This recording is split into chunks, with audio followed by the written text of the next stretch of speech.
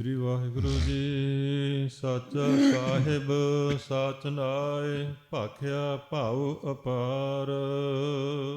ਵਾਹਿਗੁਰੂ ਜੀ ਕਾ ਖਾਲਸਾ ਵਾਹਿਗੁਰੂ ਜੀ ਕੀ ਫਤਿਹ। ਸ੍ਰੀ ਜਪਜੀ ਸਾਹਿਬ ਦੀ ਜਿਸ ਦੀ ਵਿਚਾਰ ਦਾ ਸਮਾਂ ਹੈ, ਜਿਵੇਂ ਸਾਰਾ ਜਪਜੀ ਸਾਹਿਬ ਹੀ ਉੱਤਰ ਪ੍ਰਸ਼ਨਾਂ ਦੇ ਅੰਦਰ ਕਥਨ ਕੀਤਾ ਹੋਇਆ ਹੈ। ਇਸ ਪੌੜੀ ਦੇ ਵਿੱਚ 3 ਪ੍ਰਸ਼ਨ ਮਹਾਰਾਜ ਸਾਹਿਬ ਨੂੰ ਪੁੱਛਿਆ ਜੀ ਸਿੱਧਾਂ ਨੇ ਕਿ ਜੋ ਆਪ ਜੀ ਨੇ ਪਿੱਛੇ ਦੱਸਿਆ ਹੈ ਕਿ ਸਾਰੀ ਦੁਨੀਆ ਦਾ ਜਿਹੜਾ ਪਰਮੇਸ਼ਰ ਵਾਹਿਗੁਰੂ ਅੰਤਰਜਾਮੀ, ਉਹਦਾ ਜਸ ਸਾਰੀ ਦੁਨੀਆ ਗਾ ਰਹੀ ਹੈ,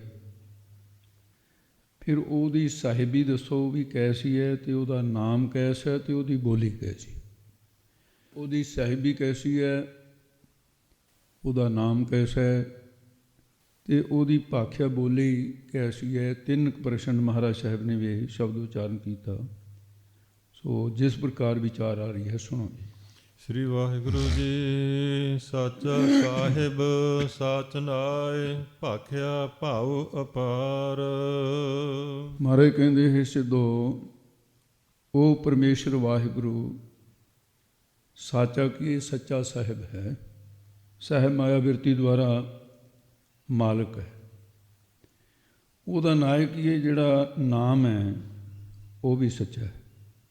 ਆਦਿ ਸੱਚ ਜੁਗਾਦ ਸੱਚ ਹੈ ਪੀ ਸੱਚ, ਨਾਨਕ ਹੋਸੀ ਪੀ ਸੱਚ। ਪਿੱਛੇ ਤੁਹਾਨੂੰ ਦੱਸ, ਦੁਨੀਆ ਦੇ ਬਾਦਸ਼ਾਹ ਜਿਹੜੇ ਨੇ ਇਹ ਝੂਠੇ ਨੇ, ਕੂੜ ਰਾਜਾ ਕੂੜ ਪ੍ਰਜਾ ਸਭ ਝੂਠੇ ਨੇ।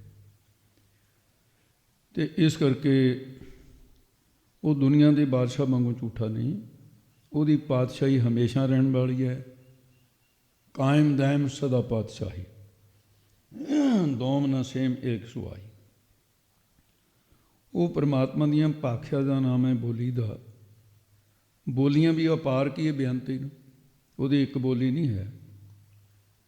ਕਿਸੇ ਦੀ ਸੰਸਕ੍ਰਿਤ ਭਾਸ਼ਾ ਹੈ, ਕਿਸੇ ਦੀ ਉਰਦੂ, ਕਿਸੇ ਦੀ ਅਰਬੀ, ਕਿਸੇ ਦੀ ਸਪੈਨਿਸ਼, ਇਹ ਵੱਖਰੀਆਂ ਵੱਖਰੀਆਂ, ਕਿਸੇ ਦੀ ਇੰਗਲਿਸ਼ ਤਾਂ ਵੱਖਰੀਆਂ ਨਾ, ਅਤੇ ਉਹਦੀਆਂ ਬੇਅੰਤੀ ਬੋਲੀਆਂ ਭਾਵ ਪ੍ਰਭਾਵ ਪਾਉਣ ਵਾਲੀਆਂ।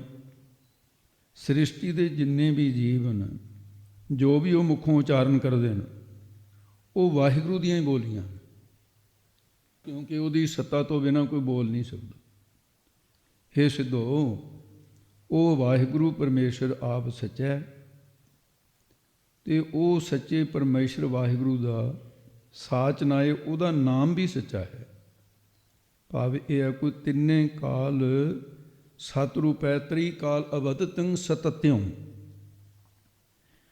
ਅਤੇ ਉਹ ਪਰਮੇਸ਼ਰ ਤਿੰਨ, ਉਹਨਾਂ ਦੀ ਪਰਮੇਸ਼ਰ ਵਾਹਿਗੁਰੂ ਦਾ ਨਾਮ ਜਪਣ ਵਾਲਿਆਂ ਦੀ ਗੱਲ ਕਰਦੇ ਨੇ। ਉਹਨਾਂ ਨੇ ਤਿੰਨਾਂ ਨੇ ਭਾਖਿਆ ਕੀ ਇਹ ਕਿਹਾ ਹੈ, ਜਿਨ੍ਹਾਂ ਨੂੰ ਅਪਾਰ ਬੇਅੰਤ ਭਾਵ ਕੀ ਇਹ ਪ੍ਰੇਮ ਹੋ ਗਿਆ ਵਾਹਿਗੁਰੂ ਦੇ ਨਾਲ। ਜਿਨ੍ਹਾਂ ਨੇ ਭਾਖਿਆ ਕਿਹਾ, ਭਾਖਿਆ ਦਾ ਅਰਥ ਕਿਹਾ, ਉਹਨਾਂ ਨੇ ਪ੍ਰਭੂ ਦਾ ਅਪਾਰ ਬੇਅੰਤ ਹੀ ਭਾਵ ਕੀ ਇਹ ਪ੍ਰੇਮ ਪ੍ਰਾਪਤ ਕਰ ਲਿਆ। ਉਹਦੇ ਨਾਮ ਅਪਾਰ ਬੇਅੰਤ ਲੋਕਾਂ ਨੇ ਭਾਵ ਪ੍ਰੇਮ ਦੇ ਸਹਿਤ ਹੋ ਕੇ ਭਾਖਿਆ ਕੀਏ ਉਚਾਰੇ ਨਾ, ਭਾਵ ਕੀਏ ਜਪੇ ਨੇ। ਜਿਨ੍ਹਾਂ ਨੇ ਉਸ ਦੇ ਨਾਮ ਨੂੰ ਭਾਵ ਪ੍ਰੇਮ ਦੇ ਨਾਲ ਭਾਖਿਆ ਉਚਾਰਿਆ, ਉਹਨਾਂ ਨੂੰ ਅਪਾਰ ਪਾਰਾਵਾਰ ਤੋਂ ਰਹਿਤ ਵਾਹਿਗੁਰੂ ਪਰਮੇਸ਼ਰ ਪ੍ਰਾਪਤ ਹੋ ਗਏ। ਉਹ ਪਰਮਾਤਮਾ ਆਪ ਸੱਚਾ ਸਾਹਿਬ ਹੈ, ਉਹਦਾ ਨਾਮ ਵੀ ਸੱਚਾ ਹੈ, ਉਹਦੀ ਬਾਣੀ ਵੀ ਸੱਚੀ ਹੈ। ਉਹ ਬੇਅੰਤ ਪਿਆਰ ਵਾਲਾ ਹੈ ਪਰਮੇਸ਼ਰ ਵਾਹਿਗੁਰੂ। ਇਹ ਸਤਿਗੁਰੂ ਮਹਾਰਾਜ ਸਾਹਿਬ ਜੀ ਨੇ ਸਿੱਧਾਂ ਨੂੰ ਇਸ ਪ੍ਰਕਾਰ ਪਹਿਲੀ ਤੁਕ ਦੇ ਅੰਦਰ ਕਥਨ ਕੀਤਾ ਹੈ। ਇਹਦੇ ਉੱਤੇ ਇਤਿਹਾਸ ਦੇ ਵਿੱਚ ਇੱਕ ਬੜੀ ਸੁੰਦਰ ਸਾਖੀ ਹੈ। ਆਮ ਕਰਕੇ ਸੰਪਰਦਾ ਦੇ ਵਿਦਵਾਨ ਇਹ ਸਾਖੀ ਇਸ ਤਰ੍ਹਾਂ ਲਾਉਂਦੇ ਕਿ ਜਿਵੇਂ 6ਵੇਂ ਪਾਤਸ਼ਾਹ ਗੁਰੂ ਹਰਗੋਬਿੰਦ ਸਾਹਿਬ, ਗੁਰੂ ਅਰਜਨ ਦੇਵ ਜੀ ਦੀ ਸ਼ਹੀਦੀ ਤੋਂ ਬਾਅਦ ਮਹਾਰਾਜ ਦੇ ਤੇਜ ਪ੍ਰਤਾਪ ਨੂੰ ਮੀਰੀ ਪੀਰੀ ਦੇ ਮਾਲਕ ਬਣੇ। 2 ਸ੍ਰੀ ਸਾਹਿਬਾਂ ਪਹਿਲੀਆਂ, ਅਕਾਲ ਤਖਤ ਰਚਿਆ, ਅੰਦਰ ਤੇ ਅੰਦਰ ਭੈਭੀਤ ਹੋ ਗਿਆ ਸੀ। ਇਹਨੇ ਫਿਰ ਮਹਾਰਾਜ ਨੂੰ ਬੇਨਤੀ ਕੀਤੀ, ਸੱਚੇ ਪਾਤਸ਼ਾਹ ਮੈਂ ਤਾਂ ਆ ਨਹੀਂ ਸਕਦਾ, ਤੁਸੀਂ ਦਰਸ਼ਨ ਦਿਓ, ਕੁਝ ਮੈਂ ਜ਼ਰੂਰੀ ਗੱਲ। ਮਹਾਰਾਜ ਦਿੱਲੀ ਪਹੁੰਚੇ। ਚਲੋ ਉਹਨੇ ਸੱਚਾ ਹੋਣ ਵਾਸਤੇ ਵੀ ਜੀ ਇਹ ਸਾਰੀ ਚੰਦੂ ਦੀ ਕਰਤੂਤ ਸੀ, ਹੋ ਰਿਹਾ ਉਹ ਗੱਲਾਂ ਐਵੇਂ ਸੀ, ਮਹਾਰਾਜ ਜਾਣਦੇ ਸਨ। ਉੱਥੇ ਦੁਨੀਆ ਉਮੜ ਕੇ ਪੈ ਗਈ, ਸੱਚੇ ਪਾਤਸ਼ਾਹ ਕਿਰਪਾ ਕਰੋ, ਸੱਚੇ ਪਾਤਸ਼ਾਹ ਕਿਰਪਾ ਕਰੋ। ਜਹਾਂਗੀਰ ਬੈਠਾ ਸੀ ਕੋਲ। ਸੰਗਤਾਂ ਦੇ ਵਿਦਾ ਹੋਏ ਤੋਂ ਬਾਅਦ ਕਹਿੰਦਾ, ਮਹਾਰਾਜ ਮੈਂ ਦਿੱਲੀ ਦੀ ਤਖਤ ਦਾ ਬਾਦਸ਼ਾਹ ਮੈਂ ਹਾਂ, ਅੱਜ ਤੱਕ ਮੈਨੂੰ ਤਾਂ ਕਿਸੇ ਨੇ ਸੱਚਾ ਪਾਤਸ਼ਾਹ ਨਹੀਂ ਕਿਹਾ, ਤੁਹਾਨੂੰ ਸਾਰੀ ਦੁਨੀਆ ਸੱਚਾ ਪਾਤਸ਼ਾਹ ਕਹੀ ਜਾਂਦੀ। ਮਹਾਰਾਜ ਕਹਿੰਦੇ, ਜਹਾਂਗੀਰ ਮੈਂ ਤਾਂ ਕਿਸੇ ਨੂੰ ਨਹੀਂ ਕਿਹਾ ਵੀ ਤੂੰ ਮੈਨੂੰ ਸੱਚਾ ਪਾਤਸ਼ਾਹ ਕਹੇ। ਸਿੱਖਾਂ ਦੀ ਭਾਵਨਾ ਕੋਈ ਸਤਿਗੁਰੂ ਕਹਿੰਦਾ, ਕੋਈ ਗੁਰੂ ਕਹਿੰਦਾ, ਕੋਈ ਸੱਚੇ ਪਾਤਸ਼ਾਹ ਕਹਿੰਦਾ, ਇਹ ਤਾਂ ਸ਼ਰਧਾਲੂ। ਕਹਿੰਦਾ ਨਹੀਂ ਮਹਾਰਾਜ, ਵੀ ਮੇਰੇ ਮਨ 'ਚ ਸ਼ੰਕਾ ਹੈ। ਮਹਾਰਾਜ ਕਹਿੰਦੇ ਕੋਈ ਨਹੀਂ, ਪਰਮੇਸ਼ਰ ਦੂਰ ਕਰ ਦੇਊਗਾ। ਕੁਛ ਨਹੀਂ ਕਿਹਾ ਮਹਾਰਾਜ। ਸ਼ਿਕਾਰ ਨੂੰ ਗਏ, ਸ਼ਿਕਾਰ ਦੇ ਬਹਾਨੇ ਇੱਕ ਸ਼ੇਰ ਮਾਰਿਆ। ਬਾਦਸ਼ਾਹ ਦੇ ਸਾਹਮਣੇ ਕੌਤਕ ਪਏ। ਕਹਿੰਦੇ ਵੀ ਸੇ ਕਹਿੰਦੇ ਮਹਾਰਾਜ ਕੌਣ ਸੀ? ਕਿਉਂਕਿ ਆਪ ਤਾਂ ਮਾਰਦੇ ਨਹੀਂ, ਗੁਰੂ ਮਾਰਦਾ ਨਹੀਂ ਕਿਸੇ ਨੂੰ, ਗੁਰੂ ਤਾਰਦਾ ਹੈ। ਤੇ ਮਹਾਰਾਜ ਕਹਿੰਦੇ ਕਾਹਨੂੰ ਪੁੱਛਦੇ ਹੋ? ਜਹਾਂਗੀਰ ਕਹਿੰਦਾ ਨਹੀਂ ਮਹਾਰਾਜ ਦੱਸੋ। ਕਹਿੰਦੇ ਤੁਹਾਡੇ ਹੀ ਬਜ਼ੁਰਗ ਸੀ। ਕਹਿੰਦੇ ਜੀ ਕੌਣ? ਕਹਿੰਦੇ ਅਕਬਰ ਜਿਹੜਾ ਸੀ ਉਹਦੇ ਨੇੜੇ ਦੇ ਸੰਬੰਧ ਦੇ ਵਿੱਚੋਂ ਸੀ। ਇਹ ਜੂਨੀ ਦੇ 'ਚ ਪਿਆ ਸੀ। ਅਕਬਰ ਬਾਦਸ਼ਾਹ ਦਾ ਭਰਾ ਸੀ ਇਹ ਕਾਸ਼ਮ ਬੇਗ। ਬੜਾ ਪ੍ਰਭਾਵ ਹੋਇਆ। ਕਹਿੰਦਾ ਮਹਾਰਾਜ ਆਗਰੇ ਨੂੰ ਵੀ ਨਾਲ ਹੀ ਚਲੋ। ਮਹਾਰਾਜ ਆਗਰੇ ਪਹੁੰਚ ਗਏ ਅਤੇ ਉੱਥੇ ਜਾ ਕੇ ਇੱਕ ਸਿੱਖ ਰਹਿੰਦਾ ਸੀ ਕਾਫੀ, ਗੁਰੂ ਅਰਜਨ ਦੇਵ ਜੀ ਦੇ ਵੇਲੇ ਤੋਂ ਸਿੱਖੀ ਧਾਰੀ ਸੀ। ਗੁਰੂ ਹਰਗੋਬਿੰਦ ਸਾਹਿਬ ਜੀ ਦੇ ਗੱਦੀ 'ਤੇ ਬੈਠੇ ਜੇ ਦਰਸ਼ਨ ਨਹੀਂ ਸੀ ਕੀਤੇ। ਉਹਨੂੰ ਪਤਾ ਚੱਲਿਆ ਵੀ ਮਹਾਰਾਜ ਆਏ। ਭੇਟਾ ਕੋਈ ਨਹੀਂ ਕੋਲ, ਰੋਜ਼ ਦੀ ਰੋਜ਼ ਕਰਕੇ ਖਾਂਦਾ ਹੈ। ਉਸ ਦਿਨ ਘਾਹ ਵੇਚਿਆ ਵੀ ਇੱਕ ਦਿਨ ਭੁੱਖੇ ਰਹਿ ਲਾਂਗੇ। ਅੱਜ ਦਿਨ ਜਿਹੜੀ ਰੋਜ਼ ਦੀ ਰੋਜ਼ ਰਾਸ਼ਨ ਲਿਆਉਂਦੇ ਸੀ, ਅਜੇ ਰਹਿਣ ਦਾਂਗੇ, ਇਹ ਹੁਣ ਭੇਟਾ ਮਹਾਰਾਜ ਨੂੰ ਦਿਆਂਗੇ। ਟਕਾ ਲੈ ਕੇ ਚੱਲ ਪਏ। ਪਤਾ ਲੱਗਿਆ ਵੀ ਮਹਾਰਾਜ ਜੰਗਲ ਦੇ ਵਿੱਚ ਵਿਚਰ ਰਹੇ ਨੇ। ਦੁਪਹਿਰ ਦਾ ਸਮਾਂ ਹੋਇਆ, ਤੰਬੂ ਲੱਗ ਗਏ, ਜਹਾਂਗੀਰ ਦਾ ਅਲੱਗ, ਗੁਰੂ ਹਰਗੋਬਿੰਦ ਸਾਹਿਬ ਦਾ ਅਲੱਗ।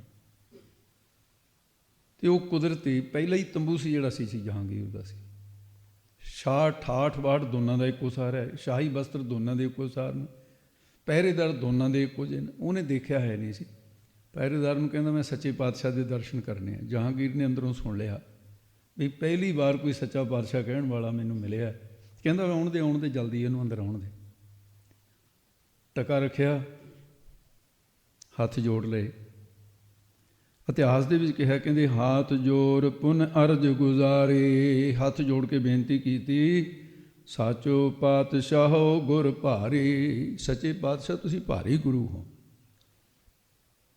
ਦਰਸ਼ਨ ਕੀ ਅਵਲਾਖ ਕਨੇਰੀ, ਸੁਨੋ ਸਰੋਨ ਦੇ ਬੇਨਤੀ ਮੇਰੀ। ਕੰਨ ਦੇ ਕੇ ਮੇਰੀ ਇੱਕ ਬੇਨਤੀ ਸੁਣ ਲਓ ਸੱਚੇ ਪਾਤਸ਼ਾਹ। ਦੀਨ ਦਿਨੀ ਕੋ ਮਾਲਕ ਅਹੈਂ, ਸਾਚੋ ਪਾਤਸ਼ਾਹੋ ਇਮ ਕਹੈਂ। ਤੁਸੀਂ ਦੀਨ ਦੁਨੀਆ ਦੇ ਮਾਲਕ ਤਾਂ ਤੁਹਾਨੂੰ ਸੱਚਾ ਪਾਤਸ਼ਾਹ ਕਹਿੰਦੇ। ਦਾਸ ਗਰੀਬ ਜਾਣ ਕਰ ਮੋਹੀ। ਮੈਨੂੰ ਆਪਣਾ ਦਾਸ ਜਾਣ ਕੇ ਤੇ ਗਰੀਬ ਜਾਣ ਕੇ। ਬਨੋ ਸਹਾਏ ਮਿਰਤ ਜਬ ਹੋਈ। ਬਸ ਮੈਂ ਕੁਛ ਨਹੀਂ ਚਾਹੁੰਦਾ ਵੀ ਜਦੋਂ ਮੇਰੀ ਮਿਰਤੂ ਹੋਵੇ ਮੈਨੂੰ ਜਮ ਨਾ ਫੜਨ, ਮੇਰੀ ਸਹਾਇਤਾ ਕਰਿਓ। ਅਪਰ ਕਾਮ ਨਾ ਕੋਏ ਨਾ ਨਾਥ, ਜਮ ਤੇ ਰਾਖੋ ਦੇ ਕਰ ਹਾਥ। ਜਹਾਂਗੀਰ ਦੇਖੇ ਤਾਂ ਠਾਂ ਵੀ ਇਹ ਕੀ ਗੱਲ ਬਣ ਗਈ ਹੈ। ਉਹਨੇ ਕਿਹਾ ਸਿੱਖਾ, ਤੂੰ ਜੰਮਣ ਮਰਨ ਤੋਂ ਰਹਿਤ ਹੋਣ ਦੀ, ਪਰਲੋਕ ਦੀ ਸਹਾਇਤਾ ਦੀ ਗੱਲ ਛੱਡ ਕੇ ਤੂੰ ਹੀਰੇ ਮੋਤੀ ਪੁਖਰਾਜ ਨੀਲਮ ਚਾਂਦੀ ਸੋਨਾ ਜੋ ਮਰਜ਼ੀ ਲੈ ਲੈ। ਕਹਿੰਦਾ ਜੀ ਇਹ ਤਾਂ ਮੈਨੂੰ ਚਾਹੀਦਾ। ਇੱਕ ਗਰੀਬ ਕਹਿੰਦਾ ਮੈਨੂੰ ਇਹ ਨਹੀਂ ਚਾਹੀਦਾ। ਕਹਿੰਦੇ ਤੈਨੂੰ ਵਜ਼ੀਰੀ ਦੇ ਦਿੰਦੇ ਆ। ਸਿੱਖ ਕਹਿੰਦਾ ਵਜ਼ੀਰੀ ਤਾਂ ਇੱਕ ਪਾਸੇ ਰਹੀ, ਜੇ ਦਿੱਲੀ ਦਾ ਰਾਜ ਦਿਓ ਮੈਨੂੰ ਤਾਂ ਉਹ ਵੀ ਨਹੀਂ ਚਾਹੀਦਾ। ਰਾਜ ਨਾ ਚਾਹੂੰ ਮੁਕਤ ਨਾ ਚਾਹੂੰ, ਮਨ ਪ੍ਰੀਤ ਚਰਨ ਕਮਲਾਰੀ। ਮਹਾਰਾਜ ਤੁਸੀਂ ਜਿਹੜਾ ਕੁਛ ਮੈਂ ਚਾਹੁੰਦਾ ਨਹੀਂ ਉਹ ਕਾਹਤੇ ਦਿੰਦੇ ਹੋ? ਜੋ ਚਾਹੁੰਦਾ ਉਹ ਮੈਨੂੰ ਨਹੀਂ ਦਿੰਦੇ ਤੁਸੀਂ। ਅਤੇ ਹੁਣ ਸੀ ਜਹਾਂਗੀਰ, ਅਤੇ ਜਹਾਂਗੀਰ ਸੋਚਣ ਲੱਗਿਆ ਮੈਨੂੰ ਆਪਣਾ ਨਹੀਂ ਪਤਾ ਵੀ ਮਰੇ ਤੋਂ ਬਾਅਦ ਮੈਂ ਕਿੱਥੇ ਜਾਣਾ ਹੈ। ਇਹਨੂੰ ਝੂਠਾ ਕਹਿੰਦਾ ਵੀ ਸਿੱਖਾ, ਫਿਰ ਪਰਲੋਕ ਵਿੱਚ ਸਹਾਇਤਾ ਕਰਨ ਵਾਲੇ ਦਾ ਤੰਬੂ ਅੱਗੇ ਹੈ। ਕਹਿੰਦੇ ਤੁਸੀਂ? ਕਹਿੰਦਾ ਮੈਂ ਤਾਂ ਜਹਾਂਗੀਰ ਬਾਦਸ਼ਾਹ ਦਿੱਲੀ ਦਾ ਰਾਜਾ। ਉਸੇ ਵੇਲੇ ਨਫ਼ਰਤ ਨਾਲ ਕਹਿੰਦਾ ਫੜਾ ਮੇਰਾ ਟਕਾ ਉਰੇ। ਦਿੱਲੀ ਦੇ ਬਾਦਸ਼ਾਹ ਦਾ ਇੱਕ ਘਾਹੀ ਸਿੱਖ ਨੇ ਇਹ ਕਹਿ ਕੇ ਅਪਮਾਨ ਕਰਤਾ, ਕਹਿੰਦਾ ਤੂੰ ਇਹਦਾ ਮੱਥਾ ਟਿਕਾਉਣ ਦਾ ਅਧਿਕਾਰੀ ਨਹੀਂ। ਓਹ ਹੇ ਸੱਚੇ ਪਾਤਸ਼ਾਹ ਕਿੱਥੇ ਬਖਸ਼ੋਗੇ? ਮੈਂ ਬਾਦਸ਼ਾਹ ਨੂੰ ਮੱਥਾ ਟੇਕ ਬੈਠਿਆ। ਝੂਠੇ ਬਾਦਸ਼ਾਹ ਨੂੰ ਬੁੜ ਕਰਦਾ ਬਾਹਰ ਨਿਕਲਿਆ। ਬਾਦਸ਼ਾਹ ਬੜਾ ਹੈਰਾਨ ਹੋਇਆ, ਕੋਈ ਪਰਵਾਹ ਨਹੀਂ ਕਰੀ ਸਿੱਖ ਨੇ। ਉਹ ਛੋਪਲੇ ਪੈਰੀ ਨਾਲ ਹੀ ਆ ਗਿਆ ਵੀ ਹੁਣ ਮਹਾਰਾਜ ਕੀ ਕਰਨਗੇ। ਅੱਖਾਂ 'ਚ ਪਾਣੀ ਭਰਿਆ ਤੇ ਅੰਦਰ ਜਾ ਕੇ ਡੰਡੌਤ ਕਰਕੇ ਮੱਥਾ, ਬਖਸ਼ ਲਓ ਬਖਸ਼ ਲਓ ਬਖਸ਼ ਲਓ। ਮਹਾਰਾਜ ਕਹਿੰਦੇ ਸਿੱਖਾ ਕੀ ਹੋਇਆ? ਕਹਿੰਦਾ ਮਹਾਰਾਜ ਗਲਤੀ ਹੋ ਗਈ ਬਹੁਤ ਵੱਡੀ, ਆਇਆ ਸੀ ਬਖਸ਼ਾ ਲੈਣ, ਆ ਪਿੱਛੇ ਝੂਠਾ ਬਾਦਸ਼ਾਹ ਸੀ, ਮੈਂ ਉਹਨੂੰ ਮੱਥਾ ਟੇਕ ਬੈਠਾ, ਮਹਾਰਾਜ ਮੈਨੂੰ ਬਖਸ਼ ਦਿਓ। ਕਹਿੰਦੇ ਕੋਈ ਨਹੀਂ, ਭੁੱਲ ਕੇ ਕੁਛ ਵੀ ਹੋ ਸਕਦਾ। ਬਾਦਸ਼ਾਹ ਸੁਣਦਾ ਕੋਲ, ਤੂੰ ਦੱਸ ਕਿਵੇਂ ਆਇਆ? ਟਕਾ ਰਾਖ ਕਰ ਅਰਜ ਗੁਜ਼ਾਰੀ। ਟਕਾ ਰੱਖ ਦਿੱਤਾ, ਉਹੀ ਟਕਾ ਜਿਹੜਾ ਬਾਦਸ਼ਾਹ ਚੱਕ ਕੇ ਲਿਆ। ਮੈਂ ਆਇਓ ਗੁਰ ਸ਼ਰਨ ਤੁਮਾਰੀ, ਮੈਂ ਤੁਹਾਡੀ ਸ਼ਰਨ ਵਿੱਚ ਆ ਗਿਆ ਮਹਾਰਾਜ। ਅੰਤ ਕਾਲ ਮਹਿ ਬਨੋ ਸਹਾਈ, ਜਮਦੂਤਨ ਤੇ ਲਿਹੋ ਬਚਾਈ। ਮੈਨੂੰ ਮਹਾਰਾਜ ਬਚਾ ਲਿਓ। ਗਰੀਬ ਨਿਵਾਜ ਸਤਿਗੁਰੂ ਮਹਾਰਾਜ ਕਹਿੰਦੇ ਸਿੱਖਾ, ਉਹਦੀ ਨਿਮਰਤਾ ਦੇਖੀ, ਸ਼ਰਧਾ ਤੇ ਪਿਆਰ ਭਰੀਆਂ ਬੇਨਤੀਆਂ ਸੁਣ ਕੇ ਮਹਾਰਾਜ ਦਿਆਲੂ ਹੋ ਗਏ, ਰਹਿਮਤ ਦੇ ਘਰ ਆਏ। ਕਹਿਣ ਲੱਗੇ ਸੁਨ ਸਤਿਗੁਰ ਕਿਰਪਾਲ ਬਖਾਨਾ, ਸਿਮਰੋ ਸਤਨਾਮ ਕਲਿਆਣਾ। ਧਰਮ ਕਿਰਤ ਕਰ ਖਾਓ ਆਹਾਰਾ। ਤੂੰ ਧਰਮ ਦੀ ਕਿਰਤ ਕਰਨੀ ਆ, ਬੇਈਮਾਨੀ ਦਾ ਪੈਸਾ ਨਾ ਆਵੇ, ਭਾਵੇਂ ਗਰੀਬੀ ਕੱਟ ਲਈ। ਇਹ ਪਹਿਲਾ ਬਚਨ ਸਾਡਾ। ਤੇ ਇਨ ਦੋ ਇਨ ਤੇ ਸਦਾ ਸੁਖਾਰਾ। ਨਾਮ ਜਪਣੇ, ਧਰਮ ਦੀ ਕਿਰਤ ਕਰਨੀ। ਤੇ ਮਹਾਰਾਜ ਕਹਿੰਦੇ ਫਿਰ ਮੈਂ ਤੇਰੇ ਨਾਲ ਵਾਅਦਾ ਕਰਦਾ, ਜਮਦੂਤ ਜਿਹੜੇ ਨੇ ਦੇਖਣੇ ਵੀ ਨਹੀਂ ਪਾਏਗਾ ਤੂੰ। ਭਾਈ ਸੰਤੋਖ ਸਿੰਘ ਲਿਖਦੇ ਨੇ, ਨਹਿ ਜਮਦੂਤ ਦੇਖ ਬੋ ਪਾਵਹਿ, ਕਰ ਦੇ ਕਰ ਸਤਿਗੁਰੂ ਬਚਾਵੈ। ਤੈਨੂੰ ਹੱਥ ਦੇ ਕੇ ਬਚਾਊਗਾ ਗੁਰੂ। ਕਹਿੰਦਾ ਬਸ ਮਾਰੇ ਇਹੀ ਬੇਨਤੀ ਸੀ ਵੀ ਇੱਕ ਦੁੱਖ ਰਾਮ ਰਾਏ ਕਾਟੋ ਮੇਰਾ, ਅਗਨ ਦਹਿ ਅਰ ਗਰਭ ਬਸੇਰਾ। ਮੈਨੂੰ ਇਹ ਮਹਾਰਾਜ ਕੱਢ। ਕਹਿੰਦੇ ਜਾ ਤੂੰ ਨਿਹਾਲ, ਤੇਰਾ ਸਾਰੇ ਪਰਿਵਾਰ ਵੀ ਨਿਹਾਲ ਹੋਇਆ, ਤੈਨੂੰ ਮੁਕਤੀ ਦਿੱਤੀ।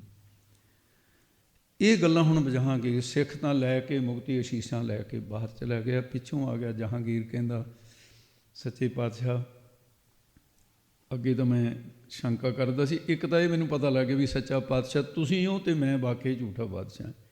ਇੱਕ ਸਿੱਖ ਨੇ ਸਾਬਤ ਕਰ ਦਿੱਤਾ, ਇੱਕ ਟਕੇ ਜਿੰਨਾ ਮੁੱਲ ਨਹੀਂ ਤੇਰੇ ਸਿੱਖ ਨੇ ਮੇਰਾ ਪਾਇਆ, ਕਿਉਂਕਿ ਤੇਰੇ ਕੋਲ ਪਰਲੋਕ ਦੇ ਸੁੱਖ ਸੀ। ਪਰ ਹੁਣ ਮਹਾਰਾਜ ਬੇਨਤੀ, ਇੱਕ ਮੇਰੇ ਮਨ 'ਚ ਇੱਕ ਹੁਣ ਹੋਰ ਸੰਸਾ, ਇਹ ਤਾਂ ਗਿਆ ਮਿੱਟ ਸੱਚੇ ਪਾਤਸ਼ਾਹ ਵਾਲਾ। ਮਾਰੇ ਕਹਿੰਦੇ ਕਹੋ। ਕਹਿੰਦਾ ਮੁਕਤੀ ਬੜੀ ਸਸਤੀ ਲਾਤੀ, ਇੱਕ ਟਕੇ ਦੇ ਬਦਲੇ ਹੀ ਸਾਰਾ ਕੁਝ ਦੇ ਦਿੱਤਾ। ਲੋਕ ਪ੍ਰਲੋਕ ਦੇ ਸੁੱਖ ਦੇ ਦਿੱਤੇ। ਇੱਥੇ ਵੀ ਕਹਿਤਾ ਵੀ ਜਾ ਤੇਰੀ ਗਰੀਬੀ ਵੀ ਖਤਮ ਹੈ, ਅੱਜ ਤੋਂ ਬਾਅਦ ਚਾਰ ਪਦਾਰਥ ਜੇ ਕੋ ਮੰਗੇ ਸਾਧ ਜਨਾਂ ਕੀ ਸੇਵਾ ਲੱਗ, ਸਭ ਕੁਛ ਬਖਸ਼ਿਆ। ਮਹਾਰਾਜ ਕਹਿੰਦੇ ਜਹਾਂਗੀਰ ਸਸਤੀ ਨਹੀਂ ਹੈ, ਬਹੁਤ ਮਹਿੰਗੀ ਹੈ। ਕਹਿੰਦੇ ਜੀ ਕਿਵੇਂ? ਕਹਿੰਦੇ ਇਸ ਟਕੇ ਦੇ ਬਦਲੇ, ਕਹਿੰਦੇ ਤੂੰ ਵਜ਼ੀਰੀ ਦੇ ਰਿਹਾ ਸੀ, ਸੋਨਾ ਚਾਂਦੀ ਹੀਰੇ ਜਵਾਹਰ ਦੇ ਰਿਹਾ ਸੀ, ਲਿਆ ਕੁਛ ਉਹਨੇ? ਸਿੱਖ ਨੇ ਕੀ ਕਿਹਾ ਸੀ? ਕਹਿੰਦਾ ਦਿੱਲੀ ਦਾ ਤਖਤ ਵੀ ਨਹੀਂ ਚਾਹੀਦਾ ਮੈਨੂੰ। ਟਕੇ ਦੇ ਮੁੱਲ ਦੇ ਬਦਲੇ ਨਹੀਂ, ਮੈਂ ਇਹ ਭਾਵਨਾ ਦੇ ਬਦਲੇ ਸਿੱਖ ਦੀ ਕਮਾਈ ਸੀ, ਧਰਮ ਦੀ ਕਿਰਤ ਸੀ, ਗਰੀਬੀ 'ਚ ਰਹਿ ਕੇ ਸਿੱਖੀ ਕਮਾਈ ਹੈ ਇਹਨੇ। ਤੇ ਉਸ ਵੇਲੇ ਕਹਿੰਦਾ ਜੀ ਠੀਕ ਹੈ, ਵਾਕਈ ਸਾਚਾ ਸਾਹਿਬ ਸਾਚ ਨਾਏ ਭਾਖਿਆ ਪਾਓ ਅਪਾਰ। ਇਹ ਤੁਕ ਦੇ ਉੱਤੇ ਸਾਖੀ ਲੱਗਦੀ ਸੀ, ਕਰਨ ਨਾਲ ਸੌਖਾ ਹੋ ਜਾਂਦਾ ਹੈ। ਹੁਣ ਅੱਗੇ ਜਿਸ ਪ੍ਰਕਾਰ ਸਤਿਗੁਰੂ ਜੀ ਕਿਰਪਾ ਕਰਨੇ, ਸੁਣਨਾ ਕਰੋ ਜੀ। ਆਖਹਿ ਮੰਗਹਿ ਦੇਹ ਦੇਹ, ਦਾਤ ਕਰੇ ਦਾਤਾਰ। ਇਹ ਸਿੱਧੋ ਉਹ ਦਾਤਾਰ ਵਾਹਿਗੁਰੂ ਪਰਮੇਸ਼ਰ ਤੋਂ ਜੋ ਆਖੈ, ਮੁਖੋਂ ਦੇਹ ਦੇਹ ਕਹਿ ਕੇ ਸਾਰੇ ਲੋਕ ਹੀ ਮੰਗੇ ਕੀ ਮੰਗਦੇ ਨੇ। ਵਾਹਿਗੁਰੂ ਕਰਮਾਂ ਦੇ ਅਨੁਸਾਰ ਯਥਾ ਯੋਗ ਜਿਹੋ ਜਿਹਾ ਉਚਿਤ ਜਾਣਦਾ ਦਾਤ ਦਿੰਦਾ। ਸਾਰੇ ਦੇਵੀ ਦੇਵਤੇ ਆਖੈ ਆਖ ਕੇ ਮੰਗੇ ਮੰਗਦੇ ਨੇ, ਹੇ ਵਾਹਿਗੁਰੂ ਹੇ ਪ੍ਰਭੂ ਸਾਨੂੰ ਵੀ ਦੇਹ ਕੀ ਦੇ, ਮਨੁੱਖਾ ਦੇ ਹੀ ਦੇਹ ਦੇ ਦੇ, ਮਨੁੱਖਾ ਦੇ ਹੀ ਦੇ ਦੇ ਸਾਨੂੰ। ਉਹ ਮਨੁੱਖ ਦੇ ਹੀ ਦੇ ਵਾਸਤੇ ਬਹੁਤ ਤਰਸਦੇ, ਤੇ ਉਹ ਪ੍ਰਭੂ ਤੋਂ ਇਹ ਦਾਤਾਂ ਮੰਗਦੇ ਨੇ। ਤੇ ਪਰਮਾਤਮਾ ਦਾਤਾਰ ਦਾਤਾ ਰੂਪ ਹੈ, ਦਾਤਾ ਰੂਪ ਹੈ। ਉਹ ਫਿਰ ਦਾਤ ਬਖਸ਼ਿਸ਼ ਕਰੀ ਜਾਂਦਾ ਹੈ। ਇਸ ਦੇਹੀ ਕੋ ਸਿਮਰਨ ਦੇਹ, ਸੋ ਦੇਹੀ ਭਜ ਹਰ ਕੀ ਸੇਵ। ਦੇਹ ਦੇਹ ਆਖੈ ਸਭ ਕੋਈ, ਜੈ ਭਾਵੈ ਤੈਂ ਦੇ। ਬਹੁਤ ਸਾਰੇ ਲੋਕ ਆਪਣੀ ਆਪਣੀ ਵਾਸ਼ਨਾ ਅਨੁਸਾਰ ਆਖੇ ਕਿ ਇਹ ਆਖ ਕੇ ਮੰਗੈ, ਕਿ ਇਹ ਮੰਗਦੇ ਨੇ ਕਿ ਸਾਨੂੰ ਰੋਟੀ ਦੇ, ਸਾਨੂੰ ਦੁੱਧ ਦੇ, ਸਾਨੂੰ ਪੁੱਤ ਦੇ, ਸਾਨੂੰ ਧਨ ਲక్ష్ਮੀ ਬਖਸ਼ ਦੇ। ਇਹ ਪਦਾਰਥ ਦੇ ਦਾਤਾਰ ਜਿਹੜਾ ਦਾਤਾ ਪਰਮੇਸ਼ਰ ਹੈ, ਉਹ ਦਾਤਾਂ ਨੂੰ ਤੇ ਦਾਤਾਂ ਨੂੰ ਦੇਣਾ ਕਰਦਾ, ਦੇ ਰਿਹਾ ਹੈ। ਵਾਸ਼ਨਾ ਅਨੁਸਾਰ ਸੰਸਾਰੀ ਪਦਾਰਥ ਮੰਗਣ ਵਾਲੇ ਜਿਹੜੇ ਨੇ ਉਹਨਾਂ ਨੂੰ ਸੰਸਾਰੀ ਪਦਾਰਥ ਦਿੰਦਾ ਹੈ। ਪਰਮਾਰਥੀ ਦਾਤਾਂ ਮੰਗਣ ਵਾਲਿਆਂ ਨੂੰ ਬ੍ਰਹਮ ਵਿਦਿਆ ਦੇ ਦਿੱਤੀ, ਬ੍ਰਹਮ ਗਿਆਨ ਦੇ ਦਿੱਤਾ, ਮੁਕਤ ਪਦਾਰਥ ਦੇ ਦਿੱਤਾ, ਪਰਮਾਰਥ ਦੀਆਂ ਦਾਤਾਂ ਦਿੰਦਾ ਹੈ ਦਾਤਾ ਇੱਕੋ ਹੀ ਪਰਮੇਸ਼ਰ ਵਾਹਿਗੁਰੂ। ਫੇਰ ਕੇ ਅੱਗੇ ਰੱਖੀਐ ਜਿਤ ਦਿਸੈ ਦਰਬਾਰ। ਜਿਸ ਵਾਹਿਗੁਰੂ ਦੇ ਅੱਗੇ ਤੇ ਉਹ ਪਰਮੇਸ਼ਰ ਵਾਹਿਗੁਰੂ ਸਦੇ ਵੀ ਫੇਰ ਕੇ ਅੱਗੇ ਰੱਖੀਏ ਕਿ ਕਿਹੜੀ ਫੇਰ ਪੁਨः ਭਾਵ ਫੇਰ ਭੇਟਾ ਕੀ ਰੱਖੀਏ ਜਿਸ ਕਰਕੇ ਪ੍ਰਸੰਨ ਹੋ ਕੇ ਵਾਹਿਗੁਰੂ ਦਾ ਸੱਚਖੰਡ ਦਰਬਾਰ ਦਿਸੇ ਕੀ ਦਿਸ ਪਵੇ ਜਾਂ ਸਾਧ ਸੰਗਤ ਰੂਪੀ ਦਰਬਾਰ ਦਿਸ ਪਵੇ। ਮੋਹ ਕੇ ਬੋਲਣ ਬੋਲੀਐ ਜਿਤ ਸੁਣ ਧਰੇ ਪਿਆਰ। ਮਹਾਰਾਜ ਅਸੀਂ ਮੂੰਹੋਂ ਕਿਹੋ ਜਿਹੇ ਬੋਲਣ ਬੋਲੀਏ, ਕਿਹੋ ਜਿਹੇ ਬਚਨ ਕਰਿਆ ਕਰੀਏ ਤੇ ਜਿਹੜੇ ਬਚਨਾਂ ਨੂੰ ਸੁਣ ਕੇ ਉਹ ਪਰਮੇਸ਼ਰ ਵਾਹਿਗੁਰੂ ਸਾਡੇ ਨਾਲ ਪ੍ਰੇਮ ਧਾਰਨ ਕਰੇ। ਇਹ ਦੋ ਪ੍ਰਸ਼ਨ ਸੀ। ਉਹਦਾ ਹੁਣ ਉੱਤਰ ਦਿੰਦੇ ਨੇ ਮਹਾਰਾਜ। ਉਹਨੇ ਕਿਹਾ ਵੀ ਵਾਹਿਗੁਰੂ ਨੂੰ ਭੇਟਾ ਕਿਹੜੀ ਦਈਏ ਤੇ ਮੂੰਹ ਤੋਂ ਬਚਨ ਕਿਹੋ ਜਿਹੇ ਕੀਏ ਜਿਹਦੇ ਨਾਲ ਪਰਮਾਤਮਾ ਪ੍ਰਸੰਨ ਹੋ ਜਾਵੇ। ਦੋ ਚੀਜ਼ਾਂ ਹੁੰਦੀਆਂ ਨੇ, ਇੱਕ ਭੇਟਾ ਰੱਖਣੀ, ਭੇਟਾ ਦੇਖ ਕੇ ਵੀ ਪ੍ਰਸੰਨ ਹੁੰਦਾ ਹੈ ਜਿਹਨੂੰ ਭੇਟਾ ਦਿੱਤੀ ਹੈ। ਦੂਸਰਾ ਮੂੰਹ ਤੋਂ ਬਚਨ ਸਤਿਕਾਰ ਦੇ ਬੋਲਣੇ, ਉਹਦੇ ਨਾਲ ਵੀ ਪ੍ਰਸੰਨ ਹੁੰਦਾ ਹੈ। ਇਹ ਪ੍ਰਸੰਨਤਾ ਦੀ ਦੋ ਚੀਜ਼ਾਂ ਪੁੱਛੀਆਂ। ਮਹਾਰਾਜ ਸਾਹਿਬ ਨੇ ਇਹਦਾ ਉੱਤਰ ਦਿੱਤਾ ਹੈ। ਅੰਮ੍ਰਿਤ ਵੇਲਾ ਸਚ ਨਾਉ ਵਡਿਆਈ ਵਿਚਾਰ। ਤੇ ਮਹਾਰਾਜ ਸਾਹਿਬ ਕਹਿੰਦੇ ਸਿੱਧੋ ਜਿਹੜਾ ਅੰਮ੍ਰਿਤ ਵੇਲੇ ਉੱਠ ਕੇ ਸੱਚ ਨਾਉ ਸੱਚੇ ਪਰਮੇਸ਼ਰ ਦਾ ਨਾਮ ਜਪਣਾ, ਇਹ ਉਹਦੇ ਦਰ ਦੇ ਲਈ ਸਭ ਤੋਂ ਸੱਚੀ ਭੇਟ ਹੈ। ਉਹਦੀਆਂ ਵਡਿਆਈਆਂ ਦੀ ਵਿਚਾਰ ਕਰਨੀ ਤੇ ਜਿਨ੍ਹਾਂ ਦੀ ਵਿਚਾਰ ਸੁਣ ਕੇ ਉਹ ਪਰਮੇਸ਼ਰ ਵਾਹਿਗੁਰੂ ਪਿਆਰ ਕਰੇਗਾ। ਅੰਮ੍ਰਿਤ ਵੇਲਾ ਉੱਠਣਾ ਜਿਹੜਾ ਉੱਠ ਕੇ ਜਿਹੜਾ ਫਿਰ ਇਸ਼ਨਾਨ ਪਾਨ ਕਰਨਾ ਹੈ, ਉਹਦਾ ਨਾਮ ਜਪਣਾ ਹੈ, ਕਹਿੰਦੇ ਇਹੀ ਭੇਟਾ ਉਹਨੂੰ ਮਨਜ਼ੂਰ ਹੈ। ਅੰਮ੍ਰਿਤ ਵੇਲੇ ਉੱਠਣਾ ਤੇ ਇਹ ਉਹਦੇ ਲਈ ਭੇਟਾ ਹੈ ਪਰਮੇਸ਼ਰ ਵਾਹਿਗੁਰੂ ਦੇ। ਅੰਮ੍ਰਿਤ ਵੇਲਾ ਸਚਨੋਂ ਵਡਿਆਈ ਵਿਚਾਰ, ਤੇ ਉਹਦੀਆਂ ਵਡਿਆਈ, ਉਹਦੇ ਜਸ, ਉਹਦੀਆਂ ਵਿਚਾਰਾਂ ਕਰਨੀਆਂ। ਤੇ ਇਸ ਪ੍ਰਕਾਰ ਦਾ ਗੁਰੂ ਸਾਹਿਬ ਨੇ ਉਹਨਾਂ ਸਿੱਧਾਂ ਨੂੰ ਕਿਹਾ ਅੰਮ੍ਰਿਤ ਵੇਲੇ ਦੇ ਵਾਸਤੇ ਨਾ ਗੁਰਬਾਣੀ ਦੇ ਵਿੱਚ ਬਹੁਤ ਸਾਰੇ ਪ੍ਰਮਾਣ ਆਉਂਦੇ। ਚਾਲਾਂਗੇ ਉਠ ਨਾਮ ਜਪ ਨਿਸਬਾਸਰ ਆਰਾਧ, ਕਾਰਾ ਤੁਝੇ ਨ ਵਾਪੀ ਨਾਨਕ ਮਿਟੈ ਉਪਾਦ। 9 ਪ੍ਰਭਾਤੇ ਸਭ ਧਿਆਈਏ ਛੋਡੋ ਦੁਨੀ ਪ੍ਰੀਤਾ। ਫਰੀਦ ਸਾਹਿਬ ਨੇ ਕਿਹਾ ਪਹਿਲੇ ਪਹਿਰੇ ਫੁੱਲੜਾ ਫਲ ਪੀ ਪੱਛਾ ਰਾਤ, ਜੋ ਜਾਗਾਨ ਲਹਨ ਸੇ ਸਾਈਂ ਕੰਨੋਂ ਦਾਤ। ਚੌਥੇ ਪਹਿਰ ਸੁਬਾਹ ਕੇ ਸੁਰਤੀਆਂ ਉਪਜੈ ਚਾਓ, ਤਿਨਾਂ ਦਰਿਆਵਿਆਂ ਸੋਂ ਦੋਸਤੀ ਮਨ ਮੁਖ ਸੱਚਾ ਨਾਉ। ਉਦਮ ਕਰੇ ਭਲ ਕੇ ਪ੍ਰਭਾਤੀ ਇਸ਼ਨਾਨ ਕਰੇ ਅੰਮ੍ਰਿਤਸਰ ਨਾਵੈ। ਇਹ ਗੁਰੂ ਰਾਮਦਾਸ ਨੇ ਕਿਹਾ ਗੁਰ ਸਤਿਗੁਰ ਕਾ ਜੋ ਸਿੱਖ ਖਾਏ ਸੋ ਭਲ ਕੇ ਉਠਰਨ। ਤੇ ਭਾਈ ਨੰਦ ਲਾਲ ਜੀ ਦੀ ਜਿਉਂਦੀ ਜਾਗਦੀ ਗਵਾਹੀ, ਤੇ ਉਹ ਆਪਣਾ ਗੁਰੂ ਦਾ ਜਸ ਕਰਦੇ ਹੋਏ, ਤੇ ਫਾਰਸੀ ਦੇ ਵਿੱਚ ਉਹਨਾਂ ਦੀ ਰਚਨਾ ਹੈ, ਕਹਿੰਦੇ ਬਿਦਾਰੀ ਅਸਤ ਜ਼ਿੰਦਗੀ ਇਹ ਆਰਫਾਨ ਸ਼ੌਕ, ਗੋਇਆ ਹਰਾਮ ਕਰਦਮ ਅਜ਼ ਆਏ ਨਖਵਾ ਸੁਭਾ। ਉਹਦਾ ਮਤਲਬ ਕੀ ਹੈ? ਕਹਿੰਦੇ ਜਾਗਣਾ ਹੈ ਜ਼ਿੰਦਗੀ ਰੱਬ ਦੇ ਪਿਆਰਿਆਂ ਦੇ ਲਈ, ਇਸ ਲਈ ਗੋਇਆ ਨੇ ਹਰਾਮ ਕਰ ਦਿੱਤੀ ਹੈ ਅੱਗੇ ਤੋਂ ਨੀਂਦਰ ਸਵੇਰ ਦੀ। ਮੈਂ ਹਰਾਮ ਕਰ ਦਿੱਤੀ ਵੀ ਸਵੇਰੇ ਨੇ ਕਦੇ ਵੀ ਸੌਣਾ।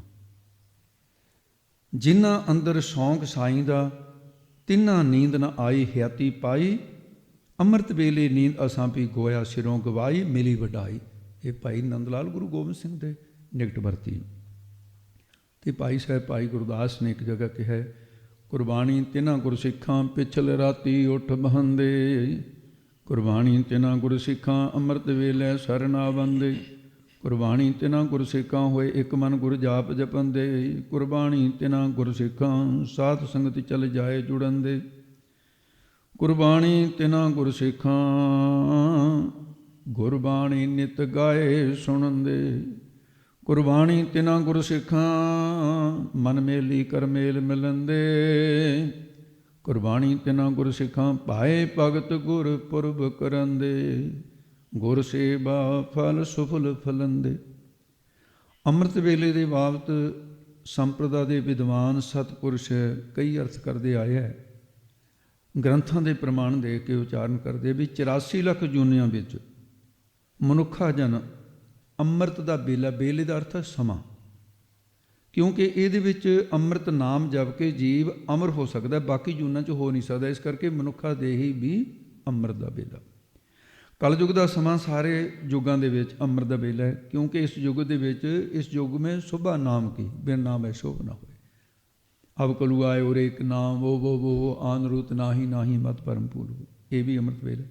ਬਾਲਕ ਅਵਸਥਾ ਇਹ ਵੀ ਅੰਮ੍ਰਿਤ ਵੇਲਾ, ਕਿਉਂਕਿ ਬਾਲਕ ਅਵਸਥਾ ਵਿੱਚ ਵਿਕਾਰਾਂ ਅਤੇ ਧੰਦਿਆਂ ਦੀ ਇਸ ਤਰ੍ਹਾਂ ਦੀ ਵੀ ਇਹ ਪ੍ਰਭਾਵ ਨਹੀਂ ਹੁੰਦਾ ਮਨ ਦੇ ਉੱਤੇ ਬੱਚੇ ਦੇ, ਇਹ ਬਿਰਤੀ ਨਹੀਂ ਹੁੰਦੀ, ਇਹਨਾਂ ਪਦਾਰਥਾਂ ਦਾ ਘੱਟ ਪ੍ਰਭਾਵ ਹੁੰਦਾ। ਧਰੂਮ ਪ੍ਰਹਲਾਦ ਇਸ ਕਰਕੇ ਕਾਮਯਾਬ ਹੋਏ। ਚੌਥਾ ਹੈ ਯੁਵਾ ਅਵਸਥਾ ਜਵਾਨੀ, ਇਹ ਵੀ ਭਗਤੀ ਕਰਨ ਦੇ ਲਈ ਅੰਮ੍ਰਿਤ ਵੇਲਾ ਹੈ। ਇਹਦੇ ਵਿੱਚ ਨਾਮ ਅੰਮ੍ਰਿਤ ਪਰਮੇਸ਼ਰ ਮਿਰਤੂ ਤੋਂ ਰਹਿਤ ਨੂੰ ਪ੍ਰਾਪਤ ਕਰ ਸਕਦਾ ਹੈ। ਜੈਸਾ ਭਰਤਰੀ ਜੀ ਨੇ ਕਥਨ ਕੀਤਾ ਹੈ, ਕਹਿੰਦਾ ਜਰਾ ਅਪਾਉ ਨਾ ਹੋ ਸਕੇ ਜਰਾ ਅਵਸਥਾ ਮਾਹੇ, ਭਵ ਸਾਗਰ ਕੇ ਤਰਨ ਕੋ ਤਰਨ ਅਵਸਥਾ ਆਈ। ਤਰਨਾ ਜਵਾਨੀ ਦਾ। ਬਿਰਧ ਅਵਸਥਾ ਵੀ ਅੰਮ੍ਰਿਤ ਵੇਲਾ ਮੰਨਿਆ ਹੈ। ਵਿਕਾਰਾਂ ਅਤੇ ਧੰਦਿਆਂ ਦਾ ਜ਼ੋਰ ਘਟ ਜਾਂਦਾ ਹੈ, ਇਸ ਕਰਕੇ ਨਾਮ ਜਪਣਾ ਚਾਹੀਦਾ ਬਿਰਧ ਅਵਸਥਾ ਵੀ। ਅਤੇ ਇਸ ਕਰਕੇ ਸਾਰੇ ਸਮੇਂ 'ਚ ਸਤਸੰਗ ਦਾ ਸਮਾਂ ਇਹ ਵੀ ਅੰਮ੍ਰਿਤ ਵੇਲਾ, ਜਿਹਦੇ ਵਿੱਚ ਨਾਮ ਅੰਮ੍ਰਿਤ ਪ੍ਰਾਪਤ ਕਰ ਰਹੇ ਹਨ, ਪਰਮਾਤਮਾ ਦੀ ਅੰਮ੍ਰਿਤ ਰੂਪ ਵਡਿਆਈ ਦਾ ਵਰਤਾਰਾ ਵਰਤ ਰਿਹਾ ਹੈ। ਅੰਮ੍ਰਿਤ ਛਕਣ ਵੇਲੇ ਵੀ ਜਦੋਂ ਪੰਜਾਂ ਪੈਰਾਂ ਤੋਂ ਛਕਦੇ ਹਾਂ, ਉਹ ਵੀ ਅੰਮ੍ਰਿਤ ਦਾ ਵੇਲਾ ਕੀ ਹੈ, ਸਮਾਂ ਜਦੋਂ ਪੰਜਾਂ ਤੋਂ ਚੂਲਾ ਲੈ ਰਹੇ ਹਾਂ ਅਸੀਂ। ਜਦੋਂ ਗੁਰੂ ਸਾਹਿਬ ਜੀ ਦਾ ਉਪਦੇਸ਼ ਮਿਰਤੂ ਤੋਂ ਰਹਿਤ ਕਰਨ ਵਾਲਾ ਗਿਆਨ, ਬ੍ਰਹਮ ਗਿਆਨ ਪ੍ਰਾਪਤ ਕਰੀਏ, ਉਹ ਵੀ ਅੰਮ੍ਰਿਤ ਵੇਲਾ ਹੈ, ਅਮਰ ਕਰਨ ਵਾਲਾ ਹੈ। ਅਤੇ ਇਹਦੇ ਵਿੱਚ ਫਿਰ ਜਿਹੜਾ ਰਾਤਰੀ ਦਾ ਪਿਛਲਾ ਪਹਿਰ ਹੈ, ਜਿਹਨੂੰ ਚੌਥਾ ਪਹਿਰ ਕਹਿੰਦੇ ਨੇ, ਅਸਲ ਦੇ ਵਿੱਚ ਫਿਰ ਕਹਿੰਦੇ ਵੀ ਇਹਨੂੰ ਸਮੇਂ ਦੇ ਵਿੱਚ ਅੰਮ੍ਰਿਤ ਵੇਲਾ ਇਹ ਮੰਨਿਆ। ਇਸ ਵੇਲੇ ਮਨ ਇਕਾਗਰ ਜ਼ਿਆਦਾ ਹੁੰਦਾ ਹੈ। ਦਿਨ ਦੇ 'ਚ ਧੂੜ ਤੱਪਾ ਆਕਾਸ਼ ਨੂੰ ਚੜ੍ਹਿਆ ਹੋਇਆ, ਰਾਤ ਨੂੰ ਸਾਰਾ ਦੱਬ ਕੇ ਸਿੱਲਾਪਣ ਹੇਠਾਂ ਲਾਇਆ ਹੁੰਦਾ, ਆਕਾਸ਼ ਸਾਫ਼ ਹੁੰਦਾ ਹੈ। ਸਵੇਰ ਦੇ ਵੇਲੇ ਤਾਂ ਲੋਕ ਸੈਰ ਕਰਦੇ ਆ, ਫੇਫੜੇ ਸਾਫ਼ ਹੋਣਗੇ, ਸਾਹ ਠੀਕ ਆਊਗਾ, ਯੋਗਾ ਕਰਦੇ ਆ। ਇਸੇ ਤਰ੍ਹਾਂ ਦਿਨ ਦੇ ਸਾਰੇ ਖਿਆਲਾਂ ਦਾ ਗਰਦੋ ਗੁਬਾਰ ਹਿਰਦੇ ਰੂਪੀ ਆਕਾਸ਼ ਨੂੰ ਚੜ੍ਹਿਆ ਵਾ ਹੁੰਦਾ ਹੈ। ਉਹ ਸੌਣ ਦੇ ਨਾਲ ਸਾਰਾ ਦਬ ਜਾਂਦਾ ਹੈ। ਇਸ਼ਨਾਨ ਕਰਕੇ ਜਿਹਦੇ ਨਾਮ 'ਚ ਜੁੜਨਾ, ਇਹ ਵੇਲਾ ਸਾਂਭਣ ਵਾਲਾ ਹੈ। ਅੰਮ੍ਰਿਤ ਵੇਲੇ ਜਿਹੜਾ ਨਾ ਜਾਗੇ, ਉਹਦੀ ਗਿਣਤੀ ਫਰੀਦ ਸਾਹਿਬ ਨੇ, ਗੁਰੂ ਗ੍ਰੰਥ ਸਾਹਿਬ ਨੇ ਮਰਿਆਂ ਦੇ ਵਿੱਚ ਕੀਤੀ ਹੈ, ਜਿੰਦਿਆਂ ਦੇ ਵਿੱਚ ਨਹੀਂ ਕੀਤੀ ਹੋਈ। ਭਈਆ ਪਿਛਰ ਰਾਤ ਨਾ ਜਾਗਿਓ ਜੀਵੰਦੜੋ ਮੋਏ, ਤੂੰ ਜਿਉਂਦਾ ਹੀ ਮਰਿਆ ਹੋਇਆ। ਸਿੱਖ ਤਾਂ ਹੈ ਨਹੀਂ, ਤੂੰ ਬੰਦਾ ਵੀ ਨਹੀਂ ਹੈ, ਕਿਉਂਕਿ ਅੰਮ੍ਰਿਤ ਵੇਲੇ ਨਹੀਂ ਜਾਗਦਾ। ਅਤੇ ਜਿਸ ਵੇਲੇ ਮਾਨਸੁਖ ਸ਼ਾਹ ਗੁਰੂ ਤੋਂ ਉਪਦੇਸ਼ ਲੈ ਕੇ ਸੁਲਤਾਨਪੁਰ ਤੋਂ ਮਹਾਰਾਜ ਸਾਹਿਬ ਦੀ ਸੰਗਲਾ ਦੀਪ ਉੱਥੇ ਰਾਜੇ ਦੇ ਕੋਲ ਪਹੁੰਚਿਆ ਸੀ। ਵਰਤ ਦੇ ਬਾਰੇ ਮਤਭੇਦ ਹੋਇਆ, ਅੰਤਰੀਬ ਵਰਤ ਦੇ ਅਰਥ ਦੱਸੇ, ਅਤੇ ਫਿਰ ਗੁਰੂ ਨਾਨਕ ਦੇ ਘਰ ਦਾ ਸਿਧਾਂਤ ਦੱਸਣ ਲੱਗਿਆ।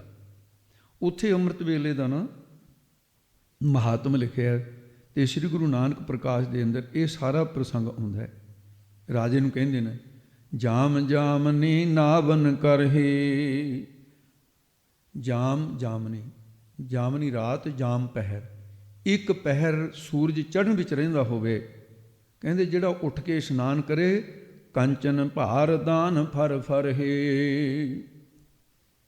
ਭਾਰ ਹੁੰਦਾ 3260 ਤੋਲਿਆਂ ਸੋਨੇ ਦੇ, 3260 ਤੋਲੇ ਕਿਸੇ ਨੇ ਦਾਨ ਕੀਤੇ। ਹੁਣ ਜਿੰਨਾ ਉਹਨੂੰ ਫਲ ਮਿਲੂਗਾ, ਪਹਿਰ ਰਾਤ ਰਹਿੰਦੀ ਜਿਹੜਾ ਉੱਠ ਕੇ ਇਸ਼ਨਾਨ ਕਰੂਗਾ, ਕਹਿੰਦੇ ਉਹਨੂੰ ਫਲ ਮਿਲੂਗਾ।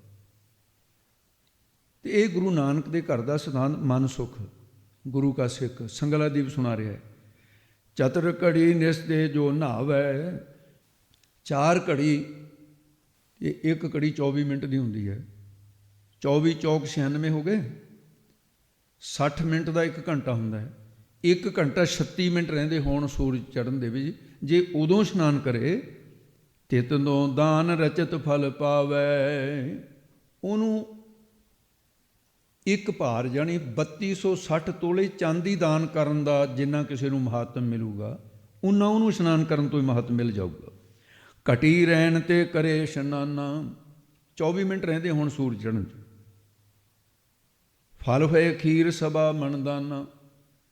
ਸਵਾ ਮਣ ਦੁੱਧ, ਅੱਧਾ ਗਲਾਸ ਦੁੱਧ ਦਾ ਦਾਨ ਕਰਕੇ ਕਹਿੰਦੇ ਮੈਂ ਜੀ ਗਜਾ ਵਾਲੇ ਨੂੰ ਦੁੱਧ ਦਾ ਦਾਨ ਕਰਿਆ ਹੈ, ਮੈਂ ਕਿਲੋ ਗੁਰਦੁਆਰੇ ਰੋਜ਼ ਦੁੱਧ ਦਿੰਦਾ। ਸਵਾ ਮਣ ਦੁੱਧ ਦਾਨ ਕਰਨ ਜਿੰਨਾ 24 ਮਿੰਟ ਰਹਿੰਦੇ ਹੋਣ ਸੂਰਜ ਚੜ੍ਹਨ ਦੇ 'ਚ ਇਸ਼ਨਾਨ ਕਰ ਲਵੇ। ਸਵਾ ਮਣ ਖੀਰ, ਖੀਰ ਨਾਮ ਦੁੱਧ ਦਾ ਹੁੰਦਾ ਹੈ। खीर आवार बारक जब होता, खीर आधार बारक जब होता, दुध दे आसरे। कहते इस तो गया प्रातः काल उठ कर जो नहावै, मन जल दान करे फल पावै। सूरज चढ़िया नहीं तो लाली हो गई तो दिन चढ़न वाला ही है, बस अजे सूरज दी किरणां नहीं प्रकाश होईयां। कहते उहनूं फिर सवा मन पानी दान करन जिन्ना ही फल मिलूगा, इदों वध नहीं मिलदा। ते दिस चरे जो नहावै जो, जिहड़ा दिन चढ़े सूरज चढ़ जावे नहा लवे तो फिर की होऊगा कि उन्होंने फल, तां को होवे ना पुन फल को। फल नहीं है कोई पुन फल नहीं है। फल एतो ही देह पुनीता, इन्ना क फल है भी देह नूं मैल लगी हुई लै गई, इस तों बाद पुन फल कोई नहीं है। निस्ते नहावन आदि रीता राजन, अंमृत वेले उठ के जे तू पुन ਵਧਾਉਣੇ ਚਾਹੁੰਦਾ ਇਦੋਂ ਵੱਡਾ ਦਾਨ ਕੋਈ। ਨਿਗਮਾਗਨ ਕੀ ਅਹਿ ਨਦੇਸ਼ਾ, ਇਹ ਮੈਂ ਨਹੀਂ ਕਿਹਾ, ਵੇਦਾਂ ਦੀ ਸ਼ਾਸਤਰਾਂ ਦੀ ਪੁਰਾਣਾਂ ਦੀ ਗਵਾਹੀ ਹੈ ਮੇਰੇ ਕੋਲ। ਨਾ ਕੁਛ ਮੇਰੇ ਬਾਕ ਨਿਰੇਸ਼ਾ, ਮੇਰੇ ਬਾਕ ਨਹੀਂ ਹਨ, ਇਹ ਮੇਰੇ ਗੁਰੂ ਨਾਨਕ ਦੇ ਬਾਕ ਹਨ। ਫਿਰ ਹੁਣ ਤੁਸੀਂ ਦੇਖ ਲਓ ਬਈ, ਜਿੰਨੇ ਵੀ ਵਿਦਿਆਰਥੀ ਰੂਪ ਦੇ ਵਿੱਚ ਸੰਗਤ ਰੂਪ 'ਚ ਬੈਠੇ ਹੋ, ਜੇ ਤਾਂ ਗੁਰੂ ਦੇ ਸਿੱਖ ਹੈ ਅੱਜ ਤੋਂ ਬਾਅਦ ਫਿਰ ਅੰਮ੍ਰਿਤ ਵੇਲਾ ਨਾ ਖੰਜਾਇਓ, नहीं तो कथा सुने का भी कोई बहुता लाभ नहीं है। तो इस करके महाराज ने अमृत वेला सच नौ वडियाई विचार, यही भेटा महाराज नूं मंजूर है। आओ हुण आपां बहुता होर विस्तार ना करिए, अगे संखेप कर लईए। अगे दसदे हन जी, करमी आवे कपड़ा नदरी मुख द्वार। सिद्धां दा प्रश्न सी कि जी बहुत सारे कर्म कांड वेदां च लिखे हुए ने, उन्हां करके नहीं प्राप्ति होंदी। महाराज कहते देखो कर्मां दे बारे समझो पहला, ये कर्म कांड करके नहीं प्राप्ति हो सकती। सकाम कर्मां द्वारा शरीर रूपी कपड़ा नाम वस्त्र नूं कहंदे ने, ये कर्मां दा बनिया होया। हुण जिहड़े साडे वस्त्र पाए हुए ने, वस्त्र की है एक एक धागा जोड़ के, धागिਆਂ ਦਾ ਸਮੂਹ वस्त्र। दर्जी ने उन्होंने कट वढ़ करके चलो वह सहज उस तरह का बनाता जिहा जिहा किसी नूं लोड़ सी। जे ये वस्त्र चों कला कला धागा धेड़न लग जाइए, वस्त्र नाम गायब हो जाऊगा तो धागिਆਂ ਦਾ गुच्छा पिया है, धागिਆਂ ਦਾ ढेर पिया है। की है शरीर? कुछ भी नहीं। साडे कर्मां ਦਾ धागिਆਂ ਦਾ ढेर जिहड़ा ब्रह्मा ने बुण के बना दिता शरीर। कर्मी आवे कपड़ा, शरीर रूपी कपड़ा शुभ अशुभ कर्मां ਦਾ ਇਹ ਸਾਨੂੰ ਪ੍ਰਾਪਤ ਹੁੰਦਾ ਹੈ। ਜਿਸ ਵੇਲੇ ਜੀਵ ਦੇ ਕੋਲ ਪੁੰਨ ਕਰਮ ਬਹੁਤੇ ਹੋ ਜਾਣ, ਪਾਪ ਕਰਮ ਥੋੜ੍ਹੇ ਰਹਿ ਜਾਣ, ਦੇਵਪੁਰੀ ਦਾ ਦੇਵਤਾ ਬਣ ਜਾਂਦਾ, ਸਵਰਗ ਦੇ ਸੁੱਖ ਮਿਲਦੇ ਨੇ। ਅਤੇ ਜੇ ਪਾਪ ਬਹੁਤੇ ਹੋ ਜਾਣ, ਪੁੰਨ ਬਹੁਤੇ ਘਟ ਜਾਣ, ਫਿਰ ਸੱਪ, ਠੂਹੇ, ਕਿਰਲੀਆਂ, ਮੱਛਰ ਆ ਜਿੰਨੇ ਨਿੱਕੇ ਨਿੱਕੇ ਜੀਵ, ਭੁੰਡੀਆਂ, ਹਾਥੀ, ਘੋੜੇ, ਖਬਰੇ ਕੀ ਬਣੂਗਾ, ਕਈ ਜਨਮ ਪਏ ਕੀਟ ਪਤੰਗਾ। ਤੇ ਜਿਸ ਵੇਲੇ ਜੀਵ ਦੇ ਕੋਲ ਕੇਵਲ ਇਕੱਲੇ ਪਾਪ ਹੀ ਰਹਿ ਜਾਣ, ਪੁੰਨ ਇੱਕ ਬਣਾ ਰਹੇ ਖਜ਼ਾਨੇ, ਪਾਪ ਹੀ ਪਾਪ ਰਹਿ ਜਾਣ, ਫਿਰ ਦੋ ਜੂਨਾਂ ਮਿਲਦੀਆਂ ਨੇ, ਉਹਨਾਂ 'ਚੋਂ ਜਾਂ ਪੱਥਰ ਦੀ ਜਾਂ ਪ੍ਰੇਤ ਦੀ। ਪ੍ਰੇਤ ਪਿੰਜਰਵੇਂ ਦੁੱਖ ਨੇ, ਉਹਦੇ 'ਚੋਂ ਸੁੱਖ ਨਹੀਂ ਹੈ। ਮਹਾਂ ਪੜਨੋਂ ਤੋਂ ਬਿਨਾਂ ਛੁਟਕਾਰਾ ਨਹੀਂ ਹੁੰਦਾ। ਜਾਂ ਕਿਤੇ ਜਿਵੇਂ ਰਾਮ ਜੀ ਦੇ ਚਰਨ ਲੱਗ ਗਏ ਸੀ, ਸਿਲਾ ਨੂੰ ਗੁਰੂ ਨਾਨਕ ਦਾ ਪੰਜਾ ਲੱਗ ਗਿਆ ਸੀ, ਇਹ ਉਧਾਰ ਹੋ ਗਿਆ। ਅਤੇ ਜਾਂ ਫਿਰ ਕਿਤੇ ਪ੍ਰੇਤ ਦੀ ਜੂਨ ਦੇ ਜੇ ਗੁਰੂ ਤੇਗ ਬਹਾਦਰ ਸਾਹਿਬ ਨੇ ਕਿਰਪਾ ਕਰ ਦਿੱਤੀ, ਛੁਟਕਾਰਾ ਹੋ ਜਾ ਨਹੀਂ, ਮਹਾਂ ਪੜ ਲਓ ਤੋਂ ਬਿਨਾਂ ਛੁਟਕਾਰਾ ਨਹੀਂ ਹੁੰਦਾ। ਹੈ ਇਹ ਵੀ ਜੂਨ ਪੱਥਰ ਦੀ ਅਤੇ ਭੇਰੇ ਦੀ, ਪ੍ਰੇਤ ਜੂਨ ਉਹ ਬਲ ਬਲ ਉਤਰੇ। ਅਤੇ ਜਿਸ ਵੇਲੇ ਜੀਵ ਦੇ ਕੋਲ ਪੁੰਨ ਅਤੇ ਪਾਪ ਦੋਨਾਂ ਦਾ ਪਲੜਾ ਬਰਾਬਰ ਹੋ ਜਾਏ, ਕੋਈ ਵੀ ਉੱਚਾ ਨੀਵਾਂ ਨਾ ਹੋਵੇ, ਇਹ ਕਿਤੇ ਯੁੱਗਾਂ ਬਾਅਦ ਹੁੰਦਾ ਹੈ। ਉਸ ਵੇਲੇ ਪਰਮੇਸ਼ਰ ਕਹਿੰਦਾ ਲੈ ਵੀ ਜੀਵ, ਤੇਰੇ ਪੁੰਨ ਅਤੇ ਪਾਪ ਹੋ ਗਏ ਬਰਾਬਰ, ਹੁਣ ਤੈਨੂੰ ਮਨੁੱਖਾ ਸਰੀਰ ਦਿੱਤਾ ਜਾਂਦਾ ਹੈ। ਹੁਣ ਤੇਰੀ ਮਰਜ਼ੀ ਹੈ ਕਿਹੜੇ ਪਲੜੇ 'ਚ ਪਾਪਾਂ ਨਾਲ ਭਾਰੀ ਕਰਨਾ, ਤ੍ਰਿਗਤ ਜੂਨਾਂ ਜਾਏਗਾ। ਗੁਰਮੰਤਰਹੀਣ ਜੋ ਪ੍ਰਾਣੀ ਤ੍ਰਿਗੰਤ ਜਨਮ, ਪ੍ਰਸ਼ਨ ਕੂਕਰੈ ਸੂਕਰੈ ਕਰਦ ਵੈ ਕਾਕੈ ਸਰਪ ਨੇ ਤੁਲਖ ਲੈ। ਜੇ ਪੁੰਨ ਕਰਮ ਕਰੇਗਾ ਸਵਰਗ ਚਲੇ, ਮੁਕਤ ਫੇਰ ਵੀ ਨਹੀਂ ਹੁੰਦਾ। ਜੇ ਮੁਕਤ ਹੋਣਾ ਤਾਂ ਗੁਰੂ ਨਾਨਕ ਦੀ ਸਿੱਖੀ ਧਾਰ ਕੇ ਬ੍ਰਹਮਨੇਸ਼ਟੀ ਬ੍ਰਹਮ ਸਰੋਤਰੀ ਗੁਰੂ ਨੂੰ ਧਾਰਨ ਕਰਕੇ ਬ੍ਰਹਮ ਗਿਆਨ ਪ੍ਰਾਪਤ ਕਰਕੇ ਕਰਮੀ ਆਵੇ ਕੱਪੜਾ। ਕਾਮ ਕਰਮਾਂ ਤੇ ਉਹਨਾਂ ਕਰਮਾਂ ਦਾ ਬਣਿਆ ਹੋਇਆ ਕੱਪੜਾ ਤੇ ਸਕਾਮ ਕਰਮ ਜਿਹੜੇ ਕੀਤੇ ਨਾ, ਸਕਾਮ ਕਰਮਾਂ ਦੁਆਰਾ ਸਰੀਰ ਰੂਪੀ ਕੱਪੜਾ ਮਿਲਦਾ ਹੈ। ਤੇ ਜਿਸ ਕਰਕੇ ਤੇ ਵਾਹਿਗੁਰੂ ਦੀ ਪ੍ਰਾਪਤੀ ਤਾਂ ਇਸ ਤਰ੍ਹਾਂ ਨਹੀਂ ਹੁੰਦੀ, ਮੋਖ ਦੁਆਰ ਮੁਕਤੀ ਦਾ ਦੁਆਰਾ ਜੋ ਗਿਆਨ ਦਾ ਦੁਆਰਾ ਉਹ ਸਤਿਗੁਰੂ ਜੀ ਨਦਰੀ ਕਿਰਪਾ ਦ੍ਰਿਸ਼ਟੀ ਦੁਆਰਾ ਹੀ ਮਿਲਦਾ ਹੈ। ਨਦਰੀ ਮੋਖ ਦੁਆਰ, ਮੁਕਤੀ ਦਾ ਦੁਆਰਾ ਕੀ ਗਿਆਨ। ਰਿਤੇ ਗਿਆਨਾਤ ਨ ਮੁਕਤੀ ਨੰਨੇ ਭਗਤ ਵਿਦਿਆ ਤੇ ਇਸ ਕਰਕੇ ਵੀ ਜੋ ਪੁਰਸ਼ ਨਿਸ਼ਕਾਮ ਕਰਮ ਕਰਦਾ ਹੈ ਉਹ ਪ੍ਰੇਮ ਰੂਪੀ ਕੱਪੜਾ ਵਸਤਰ ਪ੍ਰਾਪਤ ਹੋ ਜਾਂਦਾ। ਵਾਹਿਗੁਰੂ ਦਾ ਪ੍ਰੇਮ ਪਟੋਲਾ ਤੈ ਸਹਿ ਦਿੱਤਾ ਢੱਕਣ ਕੋ ਪਤ ਮੇਰੀ। ਜਦੋਂ ਪ੍ਰੇਮ ਰੂਪੀ ਕੱਪੜਾ ਪ੍ਰਾਪਤ ਹੁੰਦਾ ਹੈ ਤਾਂ ਸਤਿਗੁਰੂ ਦੀ ਨਦਰੀ ਕਿਰਪਾ ਦ੍ਰਿਸ਼ਟੀ ਮੋਖ ਮੁਕਤੀ ਦਾ ਦੁਆਰਾ ਗਿਆਨ ਪ੍ਰਾਪਤ ਹੋ ਜਾਂਦਾ ਹੈ। ਗਿਆਨ ਦ੍ਰਿਸ਼ਟੀ ਕਰਕੇ ਸਤਿਗੁਰੂ ਕਿਰਪਾ ਦ੍ਰਿਸ਼ਟੀ ਕਰਕੇ ਦੁਆਰਿਆਂ ਵਾਲੇ ਸੰਸਾਰ ਤੋਂ ਮੋਖ ਕੇਵਲ ਮੋਕਸ਼ੀ ਨੂੰ ਪ੍ਰਾਪਤ ਕਰਾ ਦਿੰਦੇ ਹਨ। ਨਾਨਕ ਇਵੇਂ ਜਾਣੀਐ ਸਭ ਆਪੇ ਸਚਿਆਰ।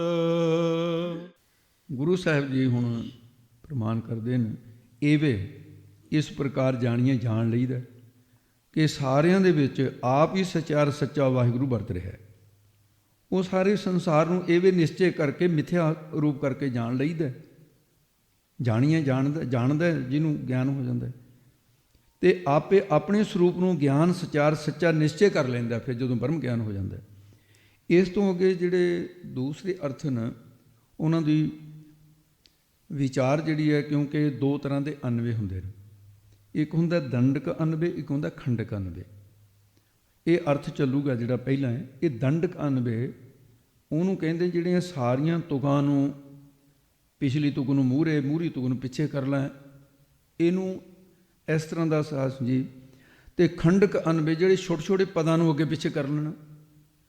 ਦੰਡਕ ਅਨਵੇ ਤੁਕ ਨੂੰ ਅੱਗੇ ਪਿੱਛੇ ਕਰਨਾ ਤੇ ਖੰਡਕ ਅਨਵੇ ਉਹ ਹੁੰਦਾ ਜਿਹਦੇ ਪਦ ਨੂੰ ਅੱਗੇ ਪਿੱਛੇ ਕਰਨਾ। ਇਹਦੇ 'ਚ ਇਸ ਪ੍ਰਕਾਰ ਦੀ ਇਹ ਭੇਦ ਹੈ ਤੇ ਉਹਦੇ ਅਨੁਸਾਰ ਇਹਦੇ ਅਰਥ ਹੋਣਗੇ। ਤੇ ਅਰਥ ਵੀ ਸ਼ਬਦ ਦੇ, ਕਿਉਂਕਿ ਇਹਦੇ ਸਾਰੀਆਂ ਜਿਹੜੀਆਂ ਪੰਕਤੀਆਂ ਨੇ ਇਹ ਅਨਵੇ ਰੀਤ ਦੇ ਅਨੁਸਾਰ ਹੈ ਸਾਰਾ। ਇਹਦਾ ਅਰਥ ਸ਼ੁਰੂ ਹੋਊਗਾ ਕਿਉਂਕਿ ਗੁਰੂ ਅੰਗਦ ਦੇਵ ਜੀ ਮਹਾਰਾਜ ਨੇ ਗੁਰੂ ਨਾਨਕ ਸਾਹਿਬ ਨੂੰ ਪ੍ਰਸ਼ਨ ਕੀਤਾ, ਜਿਵੇਂ ਸਿੱਧਾਂ ਨੇ ਕੀਤੇ ਮਹਾਰਾਜ। ਇਹ ਇਸ ਪੌੜੀ ਦੁਆਰਾ ਆਪ ਜੀ ਮੇਰੇ 'ਤੇ ਵੀ ਬਖਸ਼ਿਸ਼ ਕਰੋ। ਜੋ ਪ੍ਰਸ਼ਨ ਕੀਤੇ ਉਹ ਪ੍ਰਸ਼ਨ ਤੇ ਉੱਤਰਾਂ ਦੇ ਨਾਲ ਫਿਰ ਗੁਰੂ ਨਾਨਕ ਸਾਹਿਬ ਕਿਰਪਾ ਕਰਦੇ ਨੇ ਤੇ ਗੁਰੂ ਸਾਹਿਬ ਜੀ ਉਹ ਜਿਹਾ ਉੱਤਰ ਦਿੰਦੇ ਜਿਹੋ ਜਿਹਾ ਪ੍ਰਸ਼ਨ। ਮੂੰਹੋਂ ਕੇ ਬੋਲਣ ਬੋਲੀ ਹੈ। ਇਹ ਹੁਣ ਪ੍ਰਸ਼ਨ ਕੀ ਹੈ? ਹੇ ਗੁਰੂ ਜੀ, ਹੇ ਸਤਿਗੁਰੂ ਗੁਰੂ ਨਾਨਕ ਸਾਹਿਬ ਨੂੰ ਕਹਿੰਦੇ ਨੇ, ਆਪ ਦਇਆ ਦ੍ਰਿਸ਼ਟੀ ਕਰਕੇ ਦੱਸੋ ਜੀ, ਸਿੱਖ ਨੂੰ ਸੱਚੇ ਗੁਰੂ ਦੀ ਸ਼ਰਨ ਵਿੱਚ ਜਾ ਕੇ ਮੂੰਹੋਂ ਕੀ ਮੁਖ ਤੋਂ ਕਿਸ ਪ੍ਰਕਾਰ ਦਾ ਬਚਨ ਬੋਲਣਾ ਚਾਹੀਦਾ, ਕਿਵੇਂ ਕਿਸ ਤਰ੍ਹਾਂ ਦੇ ਬਚਨ ਉਚਾਰਨ ਕਰੇ ਸਿੱਖ? ਆਪ ਮਾਰੇ ਸਿੱਖਾਂ ਨੂੰ ਬੋਲਣਾ ਦੱਸੋ। ਮਾਰੇ ਕਹਿੰਦੇ ਜਿਤ ਸੁਣ ਧਰੇ ਪਿਆਰ। ਮੂੰਹੋਂ ਕੇ ਬੋਲਣ ਬੋਲੀਏ ਇਹ ਪ੍ਰਸ਼ਨ ਬਣਾ ਲਿਆ ਗੁਰੂ ਨਾਨਕ ਦੀ ਬਾਣੀ ਦੇ, ਇਹਦੇ ਹੀ ਪ੍ਰਸ਼ਨ ਬਣਾ ਕੇ ਆਪੇ ਉੱਤਰ ਕਹਿੰਦੇ ਸਿੱਖਾ ਇਸ ਪ੍ਰਕਾਰ ਬੇਨਤੀ ਪੂਰਵਕ ਨਿਮਰਤਾ ਵਾਲੇ ਬਚਨ ਬੋਲਣੇ ਚਾਹੀਦੇ ਨੇ। ਬਹੁਤ ਜਨਮ ਵਿਛਰੇ ਥੇ ਮਾਧੋ, ਇਹ ਜਨਮ ਤੁਮਾਰੇ ਲੇਖੇ, ਐਂ ਕਹਿਣਾ ਚਾਹੀਦਾ ਸਿੱਖ ਨੂੰ। ਜਿਤ ਜਿਹੜੇ ਬਚਨਾਂ ਨੂੰ ਸੁਣ ਕੇ ਸਰਵਣ ਕਰਕੇ ਗੁਰੂ ਜੀ ਸਿੱਖ ਦੇ ਨਾਲ ਪਿਆਰ ਕਹੀਏ, ਪ੍ਰੇਮ ਸਨੇਹ ਧਾਰਨ ਕਰ ਲੈਂਦਾ। ਫਿਰ ਹੁਣ ਪ੍ਰਸ਼ਨ ਫਿਰ ਹੈ ਇਹਦੇ ਵਿੱਚ ਹੀ, ਮੂੰਹ ਕੇ ਬੋਲਣ ਬੋਲੀਏ ਤੇ ਪੂਰੇ ਗੁਰੂ ਨੂੰ ਸਿੱਖਦੇ ਤਾਂ ਹੀ ਕਿਸ ਤਰ੍ਹਾਂ ਦੇ ਬਾਕ ਮੁਖੋਂ ਕਥਨ ਕਰਨੇ ਚਾਹੀਦੇ ਨੇ ਮਹਾਰਾਜ। ਲੋਕੀ ਕਹਿੰਦੇ ਨੇ ਵੀ ਮੇਰਾ ਗੁਰੂ ਫਲਾਣਾ ਦੇ ਧਾਰੀ ਹੋ ਰਿਹਾ, ਤੇ ਉਹ ਗੁਰੂ ਨੂੰ ਫਿਰ ਵਚਨ ਕਹੇ ਜੇ ਬੋਲਣੇ ਚਾਹੀਦੇ। ਤੇ ਸਤਿਗੁਰੂ ਮਹਾਰਾਜ ਸਾਹਿਬ ਜੀ ਅੱਗੇ ਉੱਤਰ ਨੇ, ਜਿਤ ਸੁਣ ਧਰੇ ਪਿਆਰ। ਸਤਿਗੁਰਾਂ ਨੂੰ ਸਿੱਖ ਵਾਸਤੇ ਐਸੇ ਵੈਰਾਗਮਈ ਨਾਮ ਰਸ ਵਾਲੇ ਇਹੋ ਜਿਹੇ ਬਚਨ ਬੋਲਣੇ ਚਾਹੀਦੇ ਨੇ, ਜਿਨ੍ਹਾਂ ਬਚਨਾਂ ਨੂੰ ਸੁਣ ਕੇ ਸਿੱਖ ਦੇ 'ਚ ਵੈਰਾਗ ਪੈਦਾ ਹੋ ਜਾਵੇ, ਸੰਸਾਰ ਤੋਂ ਮਨ ਉਪਰਾਮ ਹੋ ਕੇ ਪਰਮੇਸ਼ਰ ਦੇ ਮਿਲਣ ਦਾ ਇੱਛਾ ਵਾਲਾ ਹੋ ਜਾਵੇ। ਤੇ ਇਸ ਤਰ੍ਹਾਂ ਦੇ ਬਚਨ ਜਿਹੜੇ ਨੇ ਤੇ ਗੁਰਾਂ ਨਾਲ ਫਿਰ ਪਿਆਰ ਧਾਰਨ ਕਰੇ। ਫਿਰ ਪ੍ਰਸ਼ਨ ਹੈ ਸਤਿਗੁਰੂ ਜੀ, ਸਿੱਖ ਨੂੰ ਕਰਤੱਵ ਕੀ ਕਰਨਾ ਚਾਹੀਦਾ? ਤੇ ਗੁਰੂ ਸਾਹਿਬ ਨੇ ਉੱਤਰ ਦਿੱਤਾ, ਕਰਮੀ ਆਵੈ। ਪਹਿਲਾਂ ਇੰਨਾ ਹੀ ਸਮਝਣਾ, ਮੋਖ ਦੁਆਰ ਕੱਪੜਾ ਇਹ ਅਨਵੇਂ ਹੈ ਨਾ। ਕਰਮੀ ਆਵੇ ਕਪੜਾ ਨਰੀ ਮੁਖ ਦੁਆਰ, ਪਰ ਇਹਦੇ ਵਿੱਚੋਂ ਅਨਮੇਰੀਤ ਹੈ। ਤੇ ਸਿੱਖ ਕਰਮੀ ਭਾਵ ਨਿਸ਼ਕਾਮੀ ਹੋ ਕੇ ਗੁਰੂ ਦੀ ਚਰਨ ਸ਼ਰਨ ਵਿੱਚ ਜਾ ਆਵੇ, ਆਉਣਾ ਕਰੇ, ਇਉਂ ਬੇਨਤੀ ਕਰੇ, ਸਤਿਗੁਰੂ ਜੀ ਮੈਨੂੰ ਆਪ ਜੀ ਸੰਸਾਰ ਰੂਪੀ ਦੁਆਰੇ ਤੋਂ ਮੋਖ ਮੁਕਤ ਦੇਣ ਵਾਸਤੇ ਗਿਆਨ ਰੂਪੀ ਕਪੜਾ ਵਸਤਰ ਦੇਣਾ ਕਰੋ। ਜਦ ਸਿੱਖ ਇਉਂ ਬੇਨਤੀ ਕਰੇ, ਆਖੈ ਦਾਤ ਕਰੇ ਦੇਹ ਸ਼ਬਦ ਪਿੱਛੇ ਲੈ ਗਏ ਹੋ, ਤਾਂ ਦਾਤਾਰ ਦਾਤਾਂ ਦੇਣ ਵਾਲਾ ਸਤਿਗੁਰੂ ਜੀ ਨਾਮ ਦਾਤਾ ਮੁਖੋਂ ਆਖੈ ਕਹਿ ਕੇ ਦੇਹ ਦੇਣਾ ਕਰੇ, ਕਰਦੇ ਨ। ਤੇ ਫਿਰ ਪ੍ਰਸ਼ਨ, ਕਿਸ ਪ੍ਰਕਾਰ ਸਤਿਗੁਰੂ ਤੋਂ ਨਾਮ ਦੀ ਦਾਤ ਪ੍ਰਾਪਤ ਕਰਕੇ ਸਿੱਖ ਸਤਿਗੁਰੂ ਅੱਗੇ ਬੇਨਤੀ ਕਰੇ ਕਿ ਮੈਂ ਸਰੂਪ ਦੀ ਸਿਖਿਆਤਾਕਾਰ ਕਿਵੇਂ ਪ੍ਰਾਪਤ ਕਰਾਂ? ਤਾਂ ਉੱਤਰ ਦਿੱਤਾ, ਅੰਮ੍ਰਿਤ ਵੇਲਾ ਸਚ ਨਾਉ ਹੈ ਸਿਖਾ। ਅੰਮ੍ਰਿਤ ਮ੍ਰਿਤੂ ਤੋਂ ਰਹਿਤ ਭਾਵ ਮੁਕਤ ਹੋਣ ਦਾ ਇਹੀ ਮਨੁੱਖਾ ਸਰੂਪੀ ਵੇਲਾ ਹੈ। ਇਹਦੇ ਵਿੱਚ ਸਚ ਨਾਉ ਸੱਚੇ ਨਾਮ ਨੂੰ ਜਪਣਾ ਕਰ, ਕਿਉਂਕਿ ਸਾਚਾ ਸਾਹਿਬ ਸਾਚ ਨਾਏ। ਉਹ ਸਾਚਾ ਕੀ ਸੱਚ ਸਰੂਪ ਵਾਹਿਗੁਰੂ ਸਾਹਿਬ ਮਾਲਕ ਹੈ। ਪਰਮੇਸ਼ਰ ਦੀ ਪ੍ਰਾਪਤੀ ਸਾਧਨ ਜਿਹੜਾ ਪਰਮੇਸ਼ਰ ਦੀ ਪ੍ਰਾਪਤੀ ਦਾ ਸਾਚ ਨਾਏ, ਸੱਚਾ ਨਾਮ ਹੀ ਉਹਦਾ ਸਾਧਨ ਹੈ। ਸਤਿਗੁਰੂ ਤੋਂ ਨਾਮ ਦੀ ਦਾਤ ਲੈ ਕੇ ਸਿੱਖ ਵੇ ਬੇਨਤੀ ਕਰੇ ਕਿ ਸਤਿਗੁਰੂ ਮੈਨੂੰ ਪਰੋਖ ਗਿਆਨ ਅਤੇ ਅਪਰੋਖ ਗਿਆਨ ਦੀ ਬਖਸ਼ਿਸ਼ ਕਰ ਦਿਓ। ਫਿਰ ਬੇਨਤੀ ਸੁਣ ਕੇ ਸਤਿਗੁਰੂ ਸਿੱਖ ਦੇ ਤਾਈਂ ਉਪਦੇਸ਼ ਦਿੰਦੇ ਹਨ, ਫੇਰ ਕੇ ਅੱਗੇ ਰੱਖੀਐ। ਹੇ ਸਿੱਖਾ, ਨਿਸ਼ਕਾਮ ਕਰਮਾਂ ਤੋਂ ਬਾਅਦ ਤੇ ਪਹਿਲਾਂ ਵਾਹਿਗੁਰੂ ਦੇ ਨਾਮ ਦਾ ਸਰਵਣ ਕਰੇ, ਅੱਗੇ ਮੰਨਣ ਰੂਪ ਸਿਧਿਆਸਨ ਕਰੇ, ਤੇ ਉਸ ਤੋਂ ਫੇਰ ਨਿਧਿਆਸਨ ਕਰੇ, ਤੇ ਹਿਰਦੇ ਵਿੱਚ ਤਤ ਤੂੰ ਦਾ ਜਿਹੜਾ ਗਿਆਨ ਹੈ ਨਾ ਸੰਸ਼ੋਧਨ ਕਰਕੇ, ਤਤ ਤੂੰ ਦਾ ਸੰਸ਼ੋਧਨ ਕਰਕੇ ਰੱਖ ਕੇ ਤੈਨੂੰ ਪਰੋਖ ਤੇ ਉਪਰੋਖ ਗਿਆਨ ਦੀ ਬਖਸ਼ਿਸ਼ ਮਿਲ ਜਾਏਗੀ। ਜਿਤ ਦਿਸੈ ਦਰਬਾਰ, ਜਿਤ ਜਿਸ ਕਰਕੇ ਤੈਨੂੰ ਪਰਮੇਸ਼ਰ ਦਾ ਸੱਚਖੰਡ ਰੂਪੀ ਦਰਬਾਰ ਦਿਸੈ ਕੀ ਦਿਸ ਪਵੇਗਾ। ਵਡਿਆਈ ਵਿਚਾਰ, ਤੇ ਜਿਸ ਪ੍ਰਕਾਰ ਮਹਾਰਾਜ ਸੱਚੇ ਪਾਤਸ਼ਾਹ ਕਹਿੰਦੇ ਆਤਮ ਸਰੂਪ ਸੱਚਾ ਸਰੂਪ ਦੀ ਵਿਚਾਰ ਰੂਪ ਵਡਿਆਈ ਸਿੱਖ ਦੇ ਤਾਈਂ ਬਖਸ਼ਿਸ਼ ਕਰ ਦਿੰਦੇ ਨੇ। ਜੀਵ ਦੀ ਅਲਪਗਤਾ, ਈਸ਼ਵਰ ਦੀ ਸਰਬਗਤਾ, ਇਹ ਦੋਹਾਂ ਦਾ ਬਾਅਦ ਚ ਅਰਥ ਤਿਆਗ ਕਰਕੇ ਜੀਵ ਈਸ਼ ਦੀ ਏਕਤਾ ਜਣਾਉਂਦੇ ਨੇ। ਇਸ ਪ੍ਰਕਾਰ ਫਿਰ ਭਲਾ ਹੋ ਜਾਂਦਾ ਹੈ। ਭਾਖਿਆ ਭਾਉ ਅਪਾਰ, ਜਿਸ ਨੂੰ ਜਿਸ ਤਰ੍ਹਾਂ ਦੀ ਗੁਰੂ ਉਪਦੇਸ਼ ਭਾਖਿਆ ਉਚਾਰਨ ਕਰਦੇ ਉਪਦੇਸ਼ ਦੀ ਦਾਤ ਬਖਸ਼ਦੇ ਨੇ, ਉਹਦੇ ਤਾਈਂ ਅਪਾਰ ਪਾਰਾਵਾਰ ਤੋਂ ਰਹਿਤ ਪਰਮੇਸ਼ਰ ਦੇ ਸਰੂਪ ਦਾ ਭਾਵ ਕਹੀਏ ਪ੍ਰਕਾਸ਼ ਹੋ ਜਾਂਦਾ ਹੈ। ਨਾਨਕ ਏਵੇਂ ਜਾਣੀਏ, ਸਤਿਗੁਰੂ ਮਹਾਰਾਜ ਜੀ ਕਥ ਕਰਦੇ ਨੇ, ਉਸ ਪ੍ਰਕਾਸ਼ ਕਰਕੇ ਸਿੱਖ ਏਵੇਂ ਇਸ ਤਰ੍ਹਾਂ ਜਾਣ ਲੈਂਦਾ ਹੈ ਕਿ ਸਭ ਆਪੇ ਸਚਿਆਰ, ਆਪੇ ਆਪਣਾ ਆਤਮ ਸਰੂਪ ਹੀ ਸਭ ਕੀ ਇਹ ਸਾਰਿਆਂ ਵਿੱਚ ਸਚਿਆਰ ਸੱਚ ਸਰੂਪ ਹੈ, ਸਾਰਿਆਂ ਦੇ ਵਿੱਚ ਹੈ। ਇਹਦੇ 'ਚ ਪਾਠ ਦਾ ਬਹੁਤਾ ਵੱਡਾ ਭੇਦ ਨਹੀਂ। ਇੱਕ ਹੈ ਵੀ ਜਿਹੜਾ ਭੱਬੇ ਨੂੰ ਕੰਨਾ ਲੱਗਿਆ ਭਾਉ ਕਹਿਣਾ, ਜਦੋਂ ਭਾਉ ਕਹਿ ਦਿੱਤਾ ਡਰ ਦਾ ਵਾਚਕ ਬਣੂਗਾ, ਫਿਰ ਭਾਉ ਕਹਾਂ ਤੇ ਪ੍ਰੇਮ ਦਾ ਵਾਚਕ ਬਣੂਗਾ। ਪਾਠ ਦੀ ਸੁਧਾਈ ਦੇ ਵਿੱਚ ਇਹ ਜ਼ਰੂਰੀ ਸੀ, ਇਹ ਨਹੀਂ ਗੱਲ। ਇਸ ਤੋਂ ਦੇ ਦੂਸਰਾ ਖੰਡਕ ਅਨਵੇ, ਤੇ ਉਹ ਖੰਡਕ ਅਨਵੇ ਦੇ ਅਨੁਸਾਰ ਜਿਹੜਾ ਇਹ ਉਹਦੇ ਨਾਲੋਂ ਸੌਖਾ ਹੈ। ਹੁਣ ਭਾਈ ਸਾਹਿਬ ਜੀ ਅੱਗੇ ਸਾਚਾ ਸਾਹਿਬ ਤੋਂ ਸ਼ੁਰੂ ਕਰਨਗੇ, ਸੁਣੋ ਜੀ। ਸਾਚਾ ਸਾਹਿਬ ਸਾਚ ਨਾਏ, ਭਾਖਿਆ ਭਾਉ ਅਪਾਰ। ਸਾਚਾ ਸਾਹਿਬ ਸਚ ਨਾਏ, ਜੋ ਸਾਚਾ ਨਾਸ ਤੋਂ ਰਹਿਤ ਸਰੂਪ ਹੈ। ਤ੍ਰਿਕਾਲ ਵਧ ਤੰਗ ਸਤਤਿਅਮ, ਮਾਇਆ ਬਿਰਤੀ ਦੁਆਰਾ ਮਾਇਆ ਸਬਲ ਹੋ ਕੇ ਸਾਰਿਆਂ ਦਾ ਸਾਹਿਬ ਮਾਲਕ ਹੈ। ਉਸ ਦੀ ਪ੍ਰਾਪਤੀ ਕਿਵੇਂ ਹੁੰਦੀ ਹੈ? ਉੱਤਰ ਦੇ ਵਿੱਚ ਉਸ ਵਾਹਿਗੁਰੂ ਪ੍ਰਾਪਤੀ ਸਾਚ ਯਾਨੀ ਸੱਚੇ ਨਾਇਕ ਹੀ, ਇਹ ਨਾਮ ਦੁਆਰਾ ਹੀ ਹੈ। ਗੁਰੂ ਨਾਨਕ ਦੇ ਘਰ ਦੇ ਵਿੱਚ ਨਾਮ ਦੁਆਰਾ ਹੀ ਪਰਮਾਤਮਾ ਦੀ ਪ੍ਰਾਪਤੀ। ਕਿਰਤਮ ਨਾਮ ਕਰੇ ਤੇਰੇ ਜੇਵਾ ਸਤਨਾਮ ਤੇਰਾ ਪਰਾ ਪੂਰਬਲਾ, ਇਹ ਨਾਮ ਹੈ। ਇਸ ਪ੍ਰਕਾਰ ਸਰੂਪ ਲਖਣ ਸਤਨਾਮ ਤੇ ਜਪਣ ਦੁਆਰਾ ਹੀ ਉਹ ਵਾਹਿਗੁਰੂ ਦੀ ਪ੍ਰਾਪਤੀ ਹੋਏਗੀ। ਭਾਖਿਆ ਭਾਉ ਅਪਾਰ, ਭਾਉ ਭੱਬੇ ਨੂੰ ਕਰਨਾ ਹੈ, ਇਹਨੂੰ ਉਚਾਰਨ ਕਰਨਾ ਹੈ। ਪ੍ਰੇਮ ਦਾ ਵਾਚਕ ਹੈ। ਜਿਨ੍ਹਾਂ ਨੇ ਉਸ ਵਾਹਿਗੁਰੂ ਦੇ ਨਾਮ ਨੂੰ ਭਾਉ ਕਹੀਏ ਪ੍ਰੇਮ ਦੇ ਸਹਿਤ ਭਾਖਿਆ ਨਾਮ ਹੈ ਉਚਾਰਨ ਕਰਨ ਦਾ ਉਚਾਰਨ ਕੀਤਾ ਹੈ, ਉਹਨਾਂ ਨੂੰ ਮਹਾਨ ਸਤਪੁਰਸ਼ਾਂ ਨੂੰ ਅਪਾਰ ਕਹੀਏ ਪਾਰਾਵਾਰ ਤੋਂ ਰਹਿਤ ਕੌਣ ਹੈ? ਵਾਹਿਗੁਰੂ। ਉਹਦਾ ਭਾਵ ਕਹੀਏ ਪ੍ਰਕਾਸ਼ ਹੋ ਜਾਂਦਾ ਹੈ, ਉਹਨੂੰ ਆਪਣੇ ਸੁੱਧ ਸਰੂਪ ਦਾ ਗਿਆਨ ਹੋ ਜਾਂਦਾ ਹੈ। ਆਖਹਿ ਮੰਗਹਿ ਦੇਹ ਦੇਹ। ਜੋ ਅਧਿਕਾਰੀ ਨੇ ਉਹ ਆਖੈ ਆਖਦੇ ਹਨ, ਤੇ ਸਤਿਗੁਰੂ ਦੇ ਹਜ਼ੂਰ ਮੰਗਹਿ ਮੰਗਦੇ ਹਨ, ਆਖਦੇ ਹਨ। ਆਖ ਕੇ ਕੀ ਕਰਦੇ? ਮੰਗਦੇ ਨੇ। ਆਖਣ ਦੇ ਵਿੱਚ ਮੰਗ ਰਹੇ ਨੇ ਕਿ ਆਪ ਜੀ ਕਿਰਪਾ ਕਰੋ ਜੀ, ਸਾਨੂੰ ਨਿਸ਼ਕਾਮ ਕਰਮ, ਸਾਨੂੰ ਸਰਵਣ ਗਿਆਨ, ਸਾਨੂੰ ਮੰਨਣ ਗਿਆਨ, ਸਾਨੂੰ ਨਿਧਿਆਸਨ ਗਿਆਨ ਦੀ ਬਖਸ਼ਿਸ਼ ਕਰੋ ਜੀ। ਤਾਂ ਅੰਤਰਜਾਮੀ ਸਤਿਗੁਰੂ ਪਹਿਲਾਂ ਫਿਰ ਸਰਵਣ ਗਿਆਨ ਦੇਹ ਦੇ ਕੇ, ਭਾਵ ਹੈ ਕਿ ਬਖਸ਼ਿਸ਼ ਕਰਕੇ ਅਧਿਕਾਰੀ ਦਾ ਪ੍ਰਮਾਣਗਤ ਸੰਸਾ ਜਿਹੜਾ ਉਹ ਨਾਸ਼ ਕਰਦੇ ਨੇ, ਤੇ ਫਿਰ ਮੰਨਣ ਕਰਾ ਕੇ ਤੇ ਜਿਹੜਾ ਪ੍ਰਮੇਯਗਤ ਸੰਸਾ ਹੈ ਉਹਨੂੰ ਨਾਸ਼ ਕਰਦੇ ਨੇ।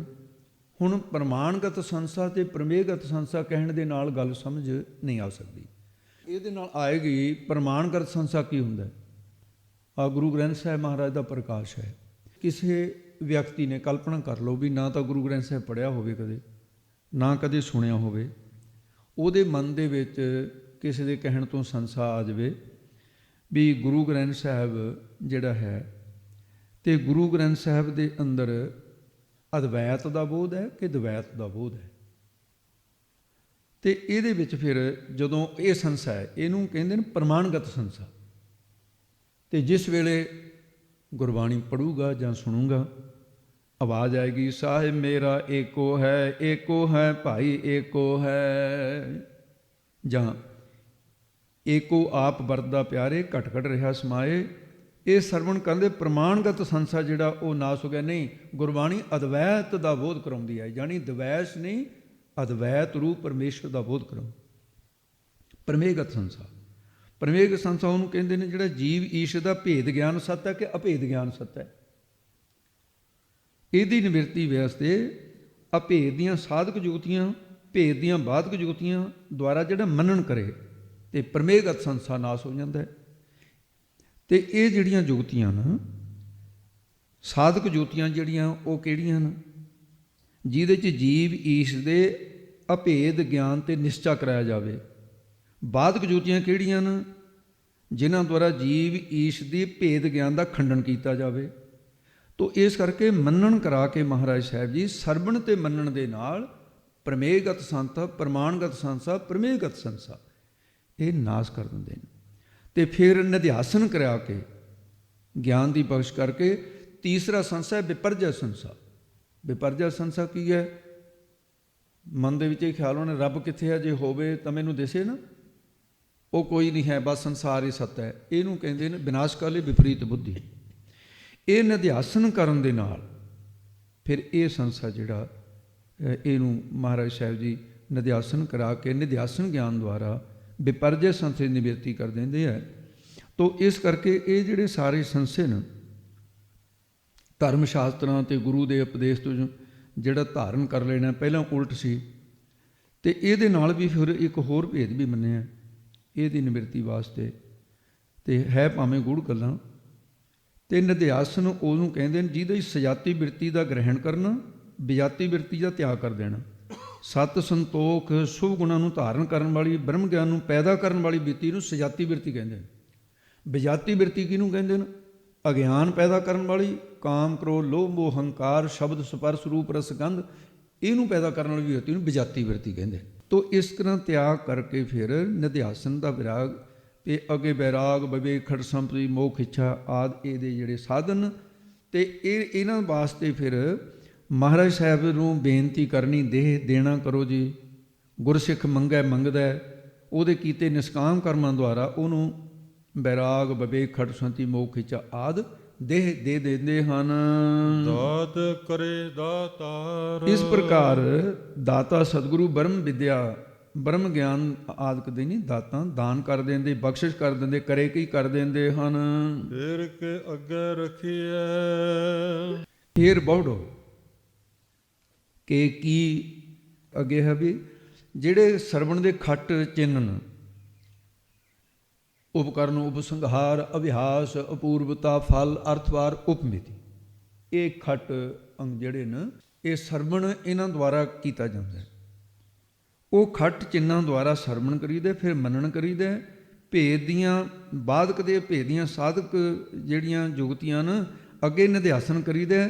ਸਜਾਤੀ ਬਿਰਤੀ ਦਾ ਦੇ ਜਿਹੜਾ ਗ੍ਰਹਿਣ ਕਰਕੇ ਵਿਜਾਤੀ ਬਿਰਤੀ ਦਾ ਤਿਆਗ ਕਰਕੇ ਫਿਰ ਰੱਖੀ ਹੈ ਕਿ ਤਤ ਤੁਹੀਂ ਦਾ ਸੰਸ਼ੋਧਨ ਜਿਹੜਾ ਹੈ ਬਾਚਰ ਦਾ ਤਿਆਗ ਕਰਕੇ ਲਖ ਅਰਥ ਨੂੰ ਗ੍ਰਹਿਣ ਕਰੀਦਾ ਹੈ। ਜਿਤ ਦਿਸੈ ਦਰਬਾਰ, ਜਿਸ ਕਰਕੇ ਦਰਬਾਰ ਸੱਚਖੰਡ ਦੇ ਵਿੱਚ ਬਸਣ ਵਾਲਾ ਨਿਰੰਕਾਰ ਦਿਸੈ ਕਹੀਏ ਬ੍ਰਹਮ ਗਿਆਨ ਦੁਆਰਾ ਸੇ ਅਖੜੀਆਂ ਬਿਆਨ ਜਿਨੀ ਦਿਸੰਦੋ ਮਾਪਰੀ ਸਾਖਸ਼ਾਤ ਹੋ ਜਾਂਦਾ ਹੈ। ਮੋਹ ਕੇ ਬੋਲਣ ਬੋਲੀਐ, ਸਿੱਖ ਨੂੰ ਮੂੰਹੋਂ ਕੇ ਤੇ ਮੂੰਹ ਤੋਂ ਕਿਹੜੇ ਵਚਨ ਬੋਲਣੇ ਚਾਹੀਦੇ ਹਨ? ਜਿਤ ਸੁਣ ਧਰੇ ਪਿਆਰ, ਜਿਨ੍ਹਾਂ ਨੂੰ ਸੁਣ ਕੇ ਗੁਰੂ ਸਿੱਖ ਦੇ ਨਾਲ ਸਨੇਹ ਕਰਨ ਲੱਗ ਜਵੇ, ਮਨ ਦੇ ਵਿੱਚੋਂ ਵਿਸ਼ਿਆਂ ਤੋਂ ਉਪਰਾਮ ਹੋ ਕੇ ਤੇ ਉਹ ਇਸ ਤਰ੍ਹਾਂ ਵਾਹਿਗੁਰੂ ਦੀ ਪ੍ਰਾਪਤੀ ਕਰਵਾ ਦੇਵੇ। ਤੇ ਇਹ ਵਾਹਿਗੁਰੂ ਦੀ ਪ੍ਰਾਪਤੀ ਕਰਾਉਣ ਵਾਸਤੇ ਤੇ ਫਿਰ ਕਿਸ ਤਰ੍ਹਾਂ ਦੇ ਬਚਨ ਬੋਲਣੇ ਚਾਹੀਦੇ ਨੇ? ਅੰਮ੍ਰਿਤ ਵੇਲਾ ਸਚ ਨਾਉ, ਫਿਰ ਉਸ ਵੇਲੇ ਸਤਿਗੁਰੂ ਸਿੱਖ ਨੂੰ ਕਹਿੰਦੇ ਨੇ, ਸਿੱਖਾ ਤੇਰਾ ਹੁਣ ਅੰਮ੍ਰਿਤ ਕੀ ਹੈ, ਅਮਰ ਹੋਣ ਦਾ ਵੇਲਾ ਕੀ ਹੈ, ਸਮਾਂ ਆ ਗਿਆ। ਅੰਮ੍ਰਿਤ ਬ੍ਰਹਮਾਨੰਦ ਦੀ ਪ੍ਰਾਪਤੀ ਦਾ ਵੇਲਾ, ਇਸ ਮਨੁੱਖਾ ਜਨਮ ਦੇ ਵੇਲਾ ਕੀ ਹੈ, ਸੰਸਾਰ ਤੋਂ ਪਰੇ ਹੋਣ ਦਾ, ਅੰਮ੍ਰਿਤ ਮਿਰਤੂ ਤੋਂ ਰਹਿਤ ਹੋਣ ਦਾ, ਅਮਰ ਹੋਣ ਦਾ, ਮੁਕਤ ਹੋਣ ਦਾ ਸਮਾਂ ਹੈ। ਤੇ ਇਸ ਜੀਵਨ ਦੇ ਵਿੱਚ ਹੀ ਤੂੰ ਜੀਵਨ ਮੁਕਤੀ ਦੇ ਲਈ, ਸਰੂਪ ਦੀ ਪ੍ਰਾਪਤੀ ਲਈ ਉਸ ਵਾਹਿਗੁਰੂ ਦੇ ਸੱਚੇ ਨਾਮ ਦਾ ਅਭਿਆਸ ਕਰ, ਫਿਰ ਤੇਰੀ ਕਲਿਆਣ ਹੋਏਗੀ। ਵਡਿਆਈ ਵਿਚਾਰ, ਜੀਵ ਤੇ ਈਸ਼ਵਰ ਦੀ ਏਕਤਾ ਰੂਪ ਵਡਿਆਈ ਕੀ ਹੈ, ਸੋਭਾ। ਉਹਦੇ ਲਈ ਬਾਚ ਅਰਥ ਦਾ ਤਿਆਗ ਕਰਕੇ ਬ੍ਰਹਮ ਦੇ ਤਤ ਪਦ ਦਾ ਲਖ ਅਰਥ ਦੀ ਵਿਚਾਰ ਕਰਨਾ ਕਰ। ਈਸ਼ਵਰ ਸਰਬਗ ਹੈ, ਉਹਦੀ ਸਰਬਗਤਾ ਦੇ 6 ਗੁਣ, ਧਰਮ ਜਸ ਬੈਰਾਗ ਪੁਨ ਅਸਰਵ ਸਰੇ ਵਿਗਿਆਨ, ਜੈ ਖਟ ਸਮਾ ਭਗਨ ਜੋ ਤਾਹੇ ਕਹਿਤ ਭਗਵਾਨ, ਉਹਨੂੰ ਭਗਵਾਨ ਕਹਿੰਦੇ ਨੇ। ਈਸ਼ਵਰ ਦੇ 6 ਗੁਣ ਜਿਹੜੀਆਂ ਖਟ ਭਗਾਂ ਕਿਹਾ, ਉਤਪਤ ਲੈ ਤਾ ਪਾਲਣਾ ਅੰਤਰ ਜਾਮੀ ਜਾਨ, ਜੀਵ ਗਤਾਗਤ ਕਰਮ ਫਲ ਖਟ ਗੁਣ ਈਸ ਬਖਾਨ। ਜੀਵਾਂ ਦੀ ਉਤਪਤੀ ਕਰਨੀ, ਪੈਦਾ ਕਰਕੇ ਪਾਲਣਾ ਕਰਨੀ, ਫਿਰ ਲੈਤਾ ਕਰਨੀ, ਅੰਤਰਜਾਮਤਾ, ਕਰਮਾਂ ਦੇ ਅਨੁਸਾਰ ਫਲ ਦੇਣਾ, ਜੂਨਾਂ ਦੀਆਂ ਤਬਦੀਲੀਆਂ ਕਰਨੀਆਂ, ਮਾਇਆ ਸਬਰ ਈਸ਼ਵਰ ਦੇ ਵਿੱਚ ਇਹ ਉਪਾਧੀ ਕਰਕੇ 6 ਗੁਣ। ਇਹਨਾਂ 6 ਦੇ ਹਿਸਾਬ ਦੇ ਨਾਲ ਉਹ ਸਤਿਚਿਤ ਆਨੰਦ ਸਰੂਪ ਦੀ ਵਡਿਆਈ ਦੀ ਵਿਚਾਰ ਕਰ। ਹੁਣ ਅਵਿਦਿਆ ਕਰਕੇ ਜੀਵ ਦੇ 6 ਵਿਕਾਰ ਨੇ, ਸ਼ੁਦਾ ਪਿਪਾਸਾ ਸੋਕ ਪੁੰਨ ਹਰਖ ਜਨਮ ਔਰ ਅੰਤ, ਇਹ ਖਟ ਉਰਮੀ ਧਰਮ ਤਨ ਆਤਮ ਰਹਿਤ ਅਨੰਤ। ਉਰਮੀ ਨਾਮ ਲਹਿਰ ਦਾ ਹੁੰਦਾ ਹੈ। ਜੰਮਣਾ ਇੱਕ ਲਹਿਰ ਸੀ ਜਿਹਨੇ ਸਾਨੂੰ ਜਨਮ ਦਿੱਤਾ। ਇੱਕ ਲਹਿਰ ਆਏਗੀ ਜਿਹਨੇ ਸਾਡਾ ਜੀਵਨ ਸਮਾਪਤ ਕਰ ਦੇਣਾ, ਉਹ ਮਰਨ ਦੀ ਲਹਿਰ ਹੈ। ਇਹ ਸਰੀਰ ਦਾ ਧਰਮ ਹੈ। ਖੁਸ਼ੀ ਤੇ ਗਮੀ ਹੋਣੀ ਮਨ ਦਾ ਧਰਮ ਹੈ। ਭੁੱਖ ਤੇ ਪਿਆਸ ਇਹ ਪ੍ਰਾਣਾਂ ਦਾ ਧਰਮ ਹੈ। ਇਹ 6 ਵਿਕਾਰ ਜਿਹੜੇ ਨੇ ਜੀਵ ਦੇ ਨੇ, ਤੇ ਇਸ ਕਰਕੇ ਨਾ ਉਹਦੀ ਈਸ਼ਵਰ ਦੀ ਸਰਬਗਤਾ, ਜੀਵ ਦੀ ਅਲਪਗਤਾ, ਇਹਨਾਂ ਨੂੰ ਤਿਆਗ ਦੇਵੇ। ਤੇ ਫਿਰ ਇਹ ਬਾਕੀ ਜਿਹੜਾ ਸੱਤ ਚੇਤਨ ਇਹਨਾਂ ਦੋਨਾਂ ਦੇ ਵਿੱਚ ਹੈ, ਵਡਿਆਈ ਵਿਚਾਰ, ਉਹਦੀ ਵਡਿਆਈ ਦੀ ਵਿਚਾਰ ਕਰੇ, ਜੰਮਣ ਮਰਨ ਤੋਂ ਰਹਿਤ ਹੋ ਜਾਂਦਾ। ਇਹਦੇ ਹੀ ਸੌਖਾ ਇਹ ਹੈ, ਕਹਿੰਦੇ ਵੀ ਕੋਈ ਬਾਦਸ਼ਾਹ ਹਾਥੀ ਤੇ ਜਾਂਦਾ ਹੈ, ਨਾਲ ਲਓ ਲਸ਼ਕਰ ਹੈ, ਫੌਜਾਂ ਨੇ, ਕਿਸੇ ਨੂੰ ਵੀ ਪੁੱਛ ਲਓ ਵੀ ਕੌਣ ਹੈ, ਉਹ ਕਹਿੰਦਾ ਤੈਨੂੰ ਦਿਸਦਾ ਨਹੀਂ, ਬਾਦਸ਼ਾਹ ਹੈ। ਤੇ ਇੱਕ ਫਟੇ ਪੁਰਾਣੇ ਕੱਪੜੇ ਹੱਥ 'ਚ ਠੂਠਾ ਫੜਿਆ ਹੈ, ਕਹਿੰਦਾ ਉਹ ਕੌਣ ਜਾਂਦਾ ਹੈ, ਕਹਿੰਦਾ ਤੈਨੂੰ ਦਿਸਦਾ ਨਹੀਂ, ਭਿਖਾਰੀ ਜਾਂਦਾ ਹੈ, ਕੰਗਾਲ ਹੈ ਕੋਈ।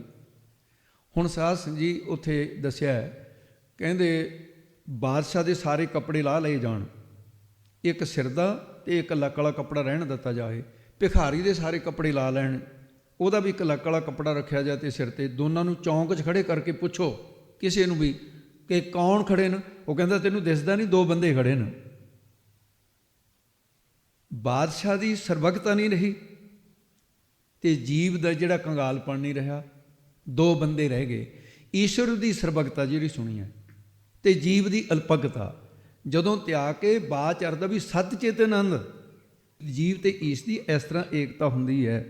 ਤੋ ਇਸ ਕਰਕੇ ਇਹ ਸਾਧ ਸੰਗ ਜੀ ਵਡਿਆਈ, ਇਸ ਤਰ੍ਹਾਂ ਦੀ ਵਡਿਆਈ ਦੀ ਵਿਚਾਰ ਕਰੇ। ਕਰਮੀ ਆਵੇ ਕੱਪੜਾ, ਫਿਰ ਸਿੱਖ ਗੁਰੂ ਦੀ ਸ਼ਰਨ ਵਿੱਚ ਆ ਕੇ ਬੇਨਤੀ ਕਰੀਏ, ਸਤਿਗੁਰੂ ਜੀ ਆਪ ਕਿਰਪਾ ਕਰਕੇ ਮੈਨੂੰ ਪ੍ਰੇਮ ਰੂਪੀ ਕੱਪੜਾ ਕੀ ਹੈ, ਵਸਤਰ ਦਿਓ, ਇਹ ਮੈਨੂੰ ਸਿਰੋਂ ਪਾਉ ਦਿਓ, ਮੈਨੂੰ ਪਰਮਾਤਮਾ ਦਾ ਪ੍ਰੇਮ ਲੱਗ ਜਾਵੇ। ਨਦਰੀ ਮੁਖ ਦੁਆਰ, ਤਾਂ ਫਿਰ ਗੁਰੂ ਜੀ ਨਦਰੀ ਕਿਰਪਾ ਕਰਕੇ ਸਿੱਖ ਨੂੰ ਪ੍ਰੇਮ ਰੂਪੀ ਵਸਤਰ, ਸੰਸਾਰ ਤੋਂ ਮੋਕ ਮੁਕਤੀ ਰੂਪ ਸਿਰੋਂ ਪਾਓ, ਇਹਦੀ ਬਖਸ਼ਿਸ਼ ਕਰ ਦਿੰਦੇ ਹਨ।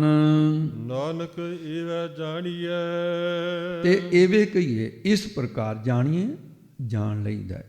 ਪਰਮੇਸ਼ਰ ਨੂੰ ਜਾਣਨ ਵਾਸਤੇ ਇਸ ਪ੍ਰਕਾਰ ਦੀ ਗੱਲ ਕਹੀ ਹੈ ਸਭ ਆਪੇ ਸਚਿਆਰ, ਕਿ ਉਹ ਵਾਹਿਗੁਰੂ ਸਾਰਿਆਂ ਦੇ ਅੰਦਰ ਸਚਿਆਰ ਸੱਚਾ ਸਰੂਪ। ਇਸ ਪ੍ਰਕਾਰ ਜਾਣ ਕੇ ਗੁਰਸਿੱਖ ਨਿਹਾਲ ਹੋ ਜਾਂਦੇ ਨੇ। ਤੇ ਅੱਗੇ ਹੁਣ ਸੌਖਾ ਅਰਥ ਹੈ, ਕੋਈ ਬਹੁਤਾ ਜ਼ਿਆਦਾ ਔਖਾ ਨਹੀਂ। ਅਜਾ ਸਾਹਿਬ ਸਾਚ ਨਾਏ, ਇਹ ਤੀਸਰਾ ਜਿਹੜਾ ਅਰਥ ਹੈ ਸਿੱਖ ਨੂੰ ਪ੍ਰਾਪਤੀ ਅਰਥ ਹੈ। ਇਹ ਪ੍ਰਾਪਤੀ ਅਰਥ ਹੈ ਸਾਚਾ ਸਾਹਿਬ ਸਚ ਨਾਏ। ਉਹ ਵਾਹਿਗੁਰੂ ਸੱਚਾ, ਆਪ ਸੱਚਾ ਹੈ ਮਾਲਕ। ਤੇ ਸਿੱਖਾਂ ਨੇ ਜਿਹੜੇ ਉਹ ਸੱਚੇ ਨੂੰ ਗਾਵਿਆ, ਉਹਦੀ ਲੋਕ ਪ੍ਰਲੋਕ ਦੇ ਅੰਦਰ ਸਾਚ ਸੱਚੀ ਨਾਏ ਮਹਿਮਾ ਸੋਭਾ ਵਡਿਆਈ ਹੁੰਦੀ ਹੈ। ਜਿਹੜਾ ਸਾਚਾ ਸੱਚਾ ਸਾਹਿਬ ਮਾਲਕ ਪਰਮੇਸ਼ਰ ਹੈ ਨਾ, ਉਹਦੀ ਪ੍ਰਾਪਤੀ ਦਾ ਸਾਧਨ ਉਹਦਾ ਸੱਚਾ ਨਾਇਕ ਹੀ ਹੈ, ਨਾਮ ਹੀ ਹੈ। ਜਿਨੀ ਨਾਮ ਤੇ ਆਇਆ ਗਏ ਮਸਕਤ ਘਾਲ, ਨਾਨਕ ਤੇ ਮੁਖੁਜਲੇ ਕੀਤੀ ਛੁੱਟੀ ਨਾਲ। ਇਸ ਪ੍ਰਕਾਰ ਕਹਿੰਦੇ ਹਨ। ਭਾਖਿਆ ਭਾਵ ਅਪਾਰ, ਫਿਰ ਜਿਨ੍ਹਾਂ ਨੇ ਸੱਚਾ ਨਾਮ ਭਾਖਿਆ ਉਚਾਰਿਆ, ਉਹਨਾਂ ਨੂੰ ਅਪਾਰ ਪਾਰਾਵਾਰ ਤੋਂ ਰਹਿਤ ਪਰਮੇਸ਼ਰ ਦੇ ਗਿਆਨ ਦਾ ਭਾਵ ਕੀ ਪ੍ਰਕਾਸ਼ ਹੋ ਗਿਆ ਹੈ। ਆਖਹਿ ਮੰਗਹਿ ਦੇਹ ਦੇਹ, ਫਿਰ ਉਹ ਨਾਮ ਹੀ ਆਖੇ ਆਖਦੇ ਨੇ, ਭਾਵ ਨਾਮ ਹੀ ਜਪਦੇ ਰਹਿੰਦੇ ਨੇ ਅਤੇ ਆਪਣੇ ਸਰੂਪ ਦੀ ਝਲਕ ਹੀ ਮੰਗਿਆ ਕੀ ਹੈ, ਮੰਗਦੇ ਨੇ ਵਾਹਿਗੁਰੂ ਤੋਂ। ਸਗਲ ਭਵਨ ਕੇ ਨਾਇਕਾ ਮੋਇ ਕਿਸ਼ਨ ਦਰਸ਼ ਦਿਖਾਏ ਜੀ। ਸਤਿਗੁਰੂ ਜੀ ਉਹਨਾਂ ਨੂੰ ਦੇਹ ਸਰੀਰ ਦੇ ਵਿੱਚ ਹੀ ਜੀਵਨ ਮੁਕਤੀ ਦਾ ਆਨੰਦ ਦੇਹ ਕੀਏ ਦੇ ਦਿੰਦੇ ਹਨ। ਦਾਤ ਕਰੇ ਦਾਤਾਰ, ਜੋ ਦਾਤਾਰ, ਦਾਤਾਂ ਦੇਣ ਵਾਲੇ, ਇਹ ਨਾਮ ਗਿਆਨ ਰੂਪੀ ਦਾਤ ਦਿੱਤੀ ਹੈ, ਉਹਨੂੰ ਅੱਗੇ ਅਧਿਕਾਰੀਆਂ ਨੂੰ ਫਿਰ ਦੇ ਅੱਗੇ ਉਹ ਵੰਡਦੇ ਹਨ। ਤੇ ਨਾਨਕ ਦਾਸ ਧੂੜ ਮੰਗੈ ਤਿਸ ਗੁਰ ਸੇਕੀ, ਜੋ ਆਪ ਜਪੈ ਅਬਰਹਿ ਨਾਮ ਜਪਾਵੈ। ਫਿਰ ਕੇ ਅੱਗੇ ਰੱਖੀਏ, ਤੇ ਸੰਸਾਰ ਵੱਲੋਂ ਚਿੱਤ ਨੂੰ ਫੇਰ ਕਹੀਏ ਮੋੜ ਕੇ ਸਤਿਗੁਰਾਂ ਦੇ ਅੱਗੇ ਰੱਖੀਏ, ਗੁਰੂ ਨਾਨਕ ਦੇ ਚਰਨਾਂ ਨਾਲ ਹੀ ਜੋੜ ਕੇ ਰੱਖੀਏ। ਜਿਤ ਦਿਸੈ ਦਰਬਾਰ, ਜਿਤ ਕਹੀਏ ਜਿਸ ਸਤਿਗੁਰੂ ਦੀ ਕਿਰਪਾ ਕਰਕੇ ਸਰੂਪ ਰੂਪੀ ਦਰਬਾਰ ਦਿਸ ਪੈਂਦਾ, ਸਰੂਪ ਦੀ ਸਾਖਸ਼ਾਤਤਾ ਹੋ ਜਾਂਦੀ ਹੈ। ਮੋਹ ਕੇ ਬੋਲਣ ਬੋਲੀਐ, ਤੇ ਗੁਰਸਿੱਖ ਨੂੰ ਕਹਿੰਦੇ ਬਚਨ ਕਿਹੋ ਜਿਹੇ ਬੋਲਣੇ ਚਾਹੀਦੇ ਨੇ। ਤੇ ਇਹੋ ਜਿਹੇ ਗੁਰਸਿੱਖ ਵੀ ਮਿਲੇ ਆ। ਸੰਤ ਗਿਆਨੀ ਮੋਹਨ ਸਿੰਘ ਨੇ ਸਾਰੀ ਜ਼ਿੰਦਗੀ ਆਪਣੀ ਰਸਨਾ ਤੇ ਕਦੇ ਕਿਸੇ ਨੂੰ ਗਾਲ ਨਹੀਂ ਕੱਢੀ, ਹੁਣ ਤੱਕ 101 ਸਾਲ ਦੀ ਉਮਰ ਹੋ ਗਈ। ਤੇ ਮੂੰਹੋਂ ਕੇ ਬੋਲਣ ਬੋਲੀ ਹੈ। ਗੁਰਸਿੱਖਾਂ ਨੂੰ ਮੂੰਹ ਤੋਂ ਮੁਕਰੇ ਕਿਹੋ ਜਿਹੇ ਬਚਨ ਬੋਲਣੇ ਚਾਹੀਦੇ ਨੇ। ਤੇ ਅੱਗੇ ਦੱਸਦੇ ਨੇ ਜੀ, ਜਿਤ ਸੁਣ ਧਰੇ ਪਿਆਰ, ਜਿਤ ਜਿਸ ਬਚਨਾਂ ਨੂੰ ਸੁਣ ਕੇ ਸਾਰੇ ਪ੍ਰੇਮ ਧਾਰਨ ਕਰਨ। ਇਹੋ ਜਿਹਾ ਬੋਲ ਨਹੀਂ ਬੋਲਣਾ ਚਾਹੀਦਾ ਜਿਹੜਾ ਇੱਕ ਦੂਜੇ ਦੇ ਨਾਲ ਕ੍ਰੋਧ ਪੈਦਾ ਕਰ ਦੇਵੇ ਤੇ ਮਤਭੇਦ ਪੈਦਾ ਕਰ ਦੇਵੇ। ਇਹ ਗੁਰਸਿੱਖ ਨੂੰ ਬੋਲਣ ਦੱਸਿਆ। ਭਾਵ ਮਿੱਠੇ ਬਚਨ ਬੋਲਣੇ ਚਾਹੀਦੇ ਨੇ। ਮੀਠੇ ਹਰ ਗੁਣ ਗਾਓ ਜਿੰਦੋ ਤੂੰ ਮਿੱਠੇ ਹਰ ਗੁਣ ਗਾਓ, ਸੱਚੇ ਸੇ ਤੀਰਤਿਆਂ ਮਿਲੈ ਨ ਥਾਵੇ ਥਾਓ। ਮਿੱਠਾ ਬੋਲਣ, ਨਿਵ ਚੱਲਣ। ਤੇ ਇਸ ਤਰ੍ਹਾਂ ਮਿੱਠਾ ਬੋਲੇ ਨਿਵ ਚੱਲੇ, ਸੇਜੇ ਰਵੇ ਭਤਾਰ, ਸੋਭਾਵੰਤੀ ਸੁਹਾਗਣੀ ਜਿਨ ਗੁਰ ਕਾ ਹਿਤ ਪਰ। ਮਿੱਠਾ ਬੋਲਣ, ਨਿਵ ਚੱਲਣ, ਹੱਥੋਂ ਵੀ ਕੁਛ ਦੇਣ, ਰੱਬ ਤਿਨਾਂ ਦੇ ਬੁਕਲੀ ਜੰਗਲ ਕਿਆ ਢੂੰਡੇਨ। ਤੋ ਇਸ ਕਰਕੇ ਫਿੱਕਾ ਬੋਲ ਵੀ ਕੁਛ ਨਾ ਸੁਣ ਮੂਰਖ ਮਰ ਜਾਣ ਕਿਹਾ ਹੈ ਗੁਰਸਿੱਖਾਂ ਨੂੰ। ਤੇ ਇਸ ਪ੍ਰਕਾਰ ਦੇ ਬਚਨ ਬੋਲਣੇ ਚਾਹੀਦੇ ਨੇ। ਤੇ ਗੁਰਸਿੱਖਾਂ ਦਾ ਨਿਤ ਦਾ ਨੇਮ ਕੀ ਹੈ, ਜੀਵਨ ਕੀ ਹੈ, ਉਹ ਦੱਸਦੇ ਹਨ। ਅੰਮ੍ਰਿਤ ਵੇਲਾ ਸਤਨਾਮ, ਗੁਰਸਿੱਖਾਂ ਦਾ ਭਾਈ ਨਿਤਨੇਮ ਜਿਹੜਾ ਹੈ, ਮਹਾਰਾਜ ਦੱਸਦੇ ਗੁਰੂ ਨਾਨਕ ਸਾਹਿਬ ਵੀ ਅੰਮ੍ਰਿਤ ਵੇਲਾ ਕਦੇ ਸਿੱਖ ਨਹੀਂ ਖੁਜਾਉਂਦਾ। ਯਾਦ ਰੱਖਣਾ, ਜਿਹਦੇ ਕੋਲ ਅੰਮ੍ਰਿਤ ਵੇਲਾ ਹੈ ਉਹਦੇ ਕੋਲ ਗੁਰੂ ਦੀਆਂ ਸਾਰੀਆਂ ਬਰਕਤਾਂ ਦਿੱਤੀਆਂ ਹੋਈਆਂ। ਜਿਹਦੇ ਕੋਲ ਅੰਮ੍ਰਿਤ ਵੇਲਾ ਉਹਦੇ ਕੋਲ ਸਭ ਕੁਛ ਹੈ। ਜਿਹਦੇ ਕੋਲ ਅੰਮ੍ਰਿਤ ਵੇਲਾ ਨਹੀਂ ਉਹਦੇ ਕੋਲ ਕੁਛ ਵੀ ਨਹੀਂ ਹੈ, ਜਿੰਨਾ ਮਰਜ਼ੀ ਬਣਿਆ ਫਿਰੇ। ਇਸ ਕਰਕੇ ਅੰਮ੍ਰਿਤ ਵੇਲਾ ਜਿਹੜਾ ਹੈ ਇਹ ਨਿਤਨੇਮ ਅੰਮ੍ਰਿਤ ਵੇਲਾ ਸੱਚ ਨਾਉ। ਗੁਰਸਿੱਖਾਂ ਦਾ ਅੰਮ੍ਰਿਤ ਵੇਲਾ ਉੱਠ ਕੇ ਸੱਚੇ ਨਾਮ ਦਾ ਉਚਾਰਨ ਕਰਦੇ ਹਨ। ਇਹ ਗੁਰਸਿੱਖਾਂ ਦਾ ਨਿਤਨੇਮ ਹੈ। ਅੰਮ੍ਰਿਤ ਵੇਲੇ ਪੰਜੇ ਬਾਣੀਆਂ, ਗੁਰੂ ਗੋਬਿੰਦ ਸਿੰਘ ਦਾ ਹੁਕਮ ਹੈ ਘੱਟ ਤੋਂ ਘੱਟ, ਬਾਕੀ ਜਿੰਨੀ ਮਰਜ਼ੀ ਪੜ੍ਹੋ। ਮੂਲ ਮੰਤਰ ਗੁਰਮੰਤਰ ਦਾ ਅਭਿਆਸ ਕਰੋ। ਅੰਮ੍ਰਿਤ ਵੇਲੇ ਸੌਂ ਕੇ ਨਹੀਂ ਲੰਘਾਉਣਾ। ਤੇ ਇਹ ਨਿਤਨੇਮ ਹੈ ਗੁਰਸਿੱਖਾਂ ਦਾ।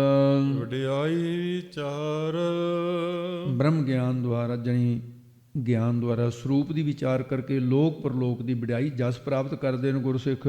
ਕਰਮੀ ਆਵੇ ਕਪੜਾ ਉਹਨਾਂ ਨੂੰ ਕਰਮੀ ਨਾਮ ਬਖਸ਼ਿਸ਼ ਦਾ ਵੀ ਹੁੰਦਾ ਹੈ। ਜਿੱਥੇ ਕਰਮਾਂ ਦਾ ਬਖਸ਼ਿਸ਼ ਦੁਆਰਾ ਪ੍ਰੇਮ ਰੂਪੀ ਕੱਪੜਾ ਮਿਲਦਾ ਹੈ ਵਾਹਿਗੁਰੂ ਦਾ।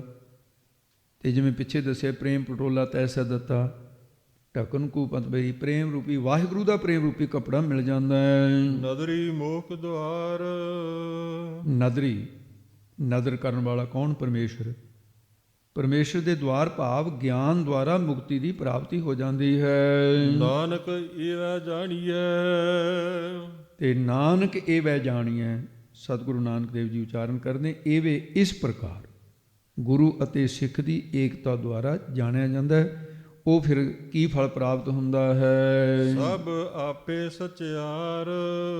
ਇਹ ਅਵਸਥਾ ਬਣ ਜਾਏ ਸਭ ਸਾਰਿਆਂ ਵਿੱਚ ਆਪ ਹੀ ਸਚਿਆਰ ਕੀ ਸੱਚ ਸਰੂਪ ਹੈ ਵਾਹਿਗੁਰੂ। ਤੇ ਸਿੱਖ ਵੀ ਗੁਰਾਂ ਦੀ ਕਿਰਪਾ ਦੁਆਰਾ ਜਾਣਦਾ ਹੈ ਕਿ ਸਾਰੇ ਚੇਤਨ ਦੀ ਅੰਸ਼ ਹੋਣ ਕਰਕੇ ਸੱਚੇ ਪਰਮੇਸ਼ਰ ਦਾ ਸਰੂਪ ਇਹ ਹਨ। ਜਲ ਥਲ ਮਾਹੇ ਆਪ ਹੈ ਆਪ, ਆਪੇ ਜਪਤ ਆਪ ਨਾ ਜਾਪ। ਜਲ ਥਲ ਮਹੀਅਲ ਪੂਰਿਆ ਸੁਆਮੀ ਸਿਰਜਨਹਾਰ। ਫਿਰ ਇਹ ਅਵਸਥਾ ਬਣ ਜਾਂਦੀ ਹੈ ਜਤਰ ਜਤਰ ਮਨੋ ਜਾਤੀ ਤਤਰ ਤਤਰ ਬ੍ਰਹਮ ਦ੍ਰਿਸ਼ਟਾਤੀ। ਸੋ ਇਸ ਪ੍ਰਕਾਰ ਇਹ ਅਰਥ ਜਿਹੜੇ ਸਨ ਗਹਿਰੇ ਸੀ, ਨਿਰੋਲ ਬ੍ਰਹਮ ਗਿਆਨ ਦੇ ਸਨ। ਸਿੱਖਾਂ ਪ੍ਰਤੀ ਵੀ ਗੁਰੂ ਅੰਗਦ ਸਾਹਿਬ ਮਹਾਰਾਜ ਸਿੱਖ ਰੂਪ ਦੇ ਵਿੱਚ ਹੀ ਸੀ ਉਸ ਵੇਲੇ, ਤੇ ਸਿੱਖਾਂ ਨੂੰ ਬ੍ਰਹਮ ਗਿਆਨ ਦੇਣ ਵਾਸਤੇ ਸਾਚਾ ਸਾਹਿਬ ਸਾਚ ਨਾਏ ਪੌੜੀ ਦੇ ਵਿੱਚ ਨਿਰਾ ਹੀ ਬ੍ਰਹਮ ਗਿਆਨ ਹੈ। ਇਹਦਾ ਹੁਣ ਸੌਖਾ ਜਿਹਾ ਮੁੱਖ ਭਾਗ ਨਿਚੋੜ ਕੀ ਹੈ ਸਾਰੀ ਪੌੜੀ ਦਾ? ਇਹ ਪੌੜੀ ਦੇ ਜਿਸੇ ਹੈ ਕਿ ਹੋਰ ਦੁਨੀਆ ਦੇ ਬਾਦਸ਼ਾਹ ਤਾਂ ਹੈ ਝੂਠੇ, ਪਰ ਉਹ ਵਾਹਿਗੁਰੂ ਇਸ ਪ੍ਰਕਾਰ ਨਹੀਂ ਹੈ, ਬਲਕਿ ਸੱਚਾ ਪਾਤਸ਼ਾਹ ਹੈ। ਉਹ ਸੱਚਾ ਸਾਹਿਬ ਹੈ, ਮਾਲਕ ਹੈ, ਉਹਦਾ ਨਾਮ ਵੀ ਸੱਚਾ ਹੈ। ਜਿਨ੍ਹਾਂ ਗੁਰਮੁਖਾਂ ਨੇ ਅਕਾਲ ਪੁਰਖ ਦੇ ਨਾਮ ਨੂੰ ਭਾਉ ਪ੍ਰੇਮ ਕਰਕੇ ਉਚਾਰਿਆ ਤੇ ਉਹਨਾਂ ਨੂੰ ਅਪਾਰ ਵਾਹਿਗੁਰੂ ਦੀ ਪ੍ਰਾਪਤੀ ਹੋ ਗਈ। ਅੰਮ੍ਰਿਤ ਵੇਲੇ ਉੱਠ ਕੇ ਵਾਹਿਗੁਰੂ ਦੇ ਸੱਚੇ ਨਾਮ ਨੂੰ ਜਿਨ੍ਹਾਂ ਨੇ ਉਚਾਰਨ ਕੀਤਾ ਹੈ, ਉਹਨਾਂ ਦੀ ਭੇਟਾ, ਇਹ ਭੇਟਾ ਅੰਮ੍ਰਿਤ ਵੇਲੇ ਦੀ ਰੱਖੀ ਹੈ ਤੇ ਉਹਨਾਂ ਦੀਆਂ ਵਡਿਆਈਆਂ ਦੀ ਵਿਚਾਰ ਵਾਹਿਗੁਰੂ ਦੀ ਕੀਤੀ ਹੈ। ਉਹ ਵਾਹਿਗੁਰੂ ਦੇ ਸੱਚੇ ਪਿਆਰ ਵਾਲੇ ਹੋ ਜਾਂਦੇ ਨੇ। ਜਿਹੜੇ ਸਕਾਮ ਕਰਮਾਂ ਦੀ ਕਰਨ ਵਾਲੇ ਨੇ ਉਹਨਾਂ ਨੂੰ ਦੇਹ ਰੂਪੀ ਕੱਪੜਾ ਵਾਰ-ਵਾਰ ਮਿਲਦਾ ਹੈ। ਜਿਹੜੇ ਨਿਸ਼ਕਾਮ ਸੇਵਾ ਸਿਮਰਨ ਕਰਦੇ ਨੇ ਵਾਹਿਗੁਰੂ ਦੀ ਨਦਰ ਕਰਕੇ, ਨਦਰੀ ਕਰਕੇ, ਕਿਰਪਾ ਦ੍ਰਿਸ਼ਟੀ ਹੋਣ ਕਰਕੇ ਮੁਕਤੀ ਦਾ ਦਰਵਾਜ਼ਾ ਗਿਆਨ ਪ੍ਰਾਪਤ ਹੋ ਜਾਂਦਾ ਹੈ ਤੇ ਸਾਰਿਆਂ ਦੇ ਸੱਚੇ ਪਰਮੇਸ਼ਰ ਨੂੰ ਵਿਆਪਕ ਜਾਣ ਲੈਂਦੇ ਨੇ। ਇਹ ਚੌਥੀ ਪੌੜੀ ਇੱਥੇ ਸੰਪੂਰਨ ਹੈ। 117 ਅੱਖਰ ਸਾਰੇ ਇਸ ਪੌੜੀ ਦੇ। ਸਤਿਗੁਰੂ ਮਹਾਰਾਜ ਕਿਰਪਾ ਕਰਨ। ਆਓ ਇੱਥੇ ਹੀ ਸਾਰਿਆਂ ਦੀ ਹਾਜ਼ਰੀ ਸਤਿਗੁਰੂ ਪ੍ਰਵਾਨ ਕਰਨ ਦੀ ਸਮਾਂ ਹੋਇਆ ਹੈ। ਇੱਥੇ ਹੀ ਸਮਾਪਤੀ ਹੈ। ਵਾਹਿਗੁਰੂ ਜੀ ਕਾ ਖਾਲਸਾ, ਵਾਹਿਗੁਰੂ ਜੀ ਕੀ ਫਤਿਹ।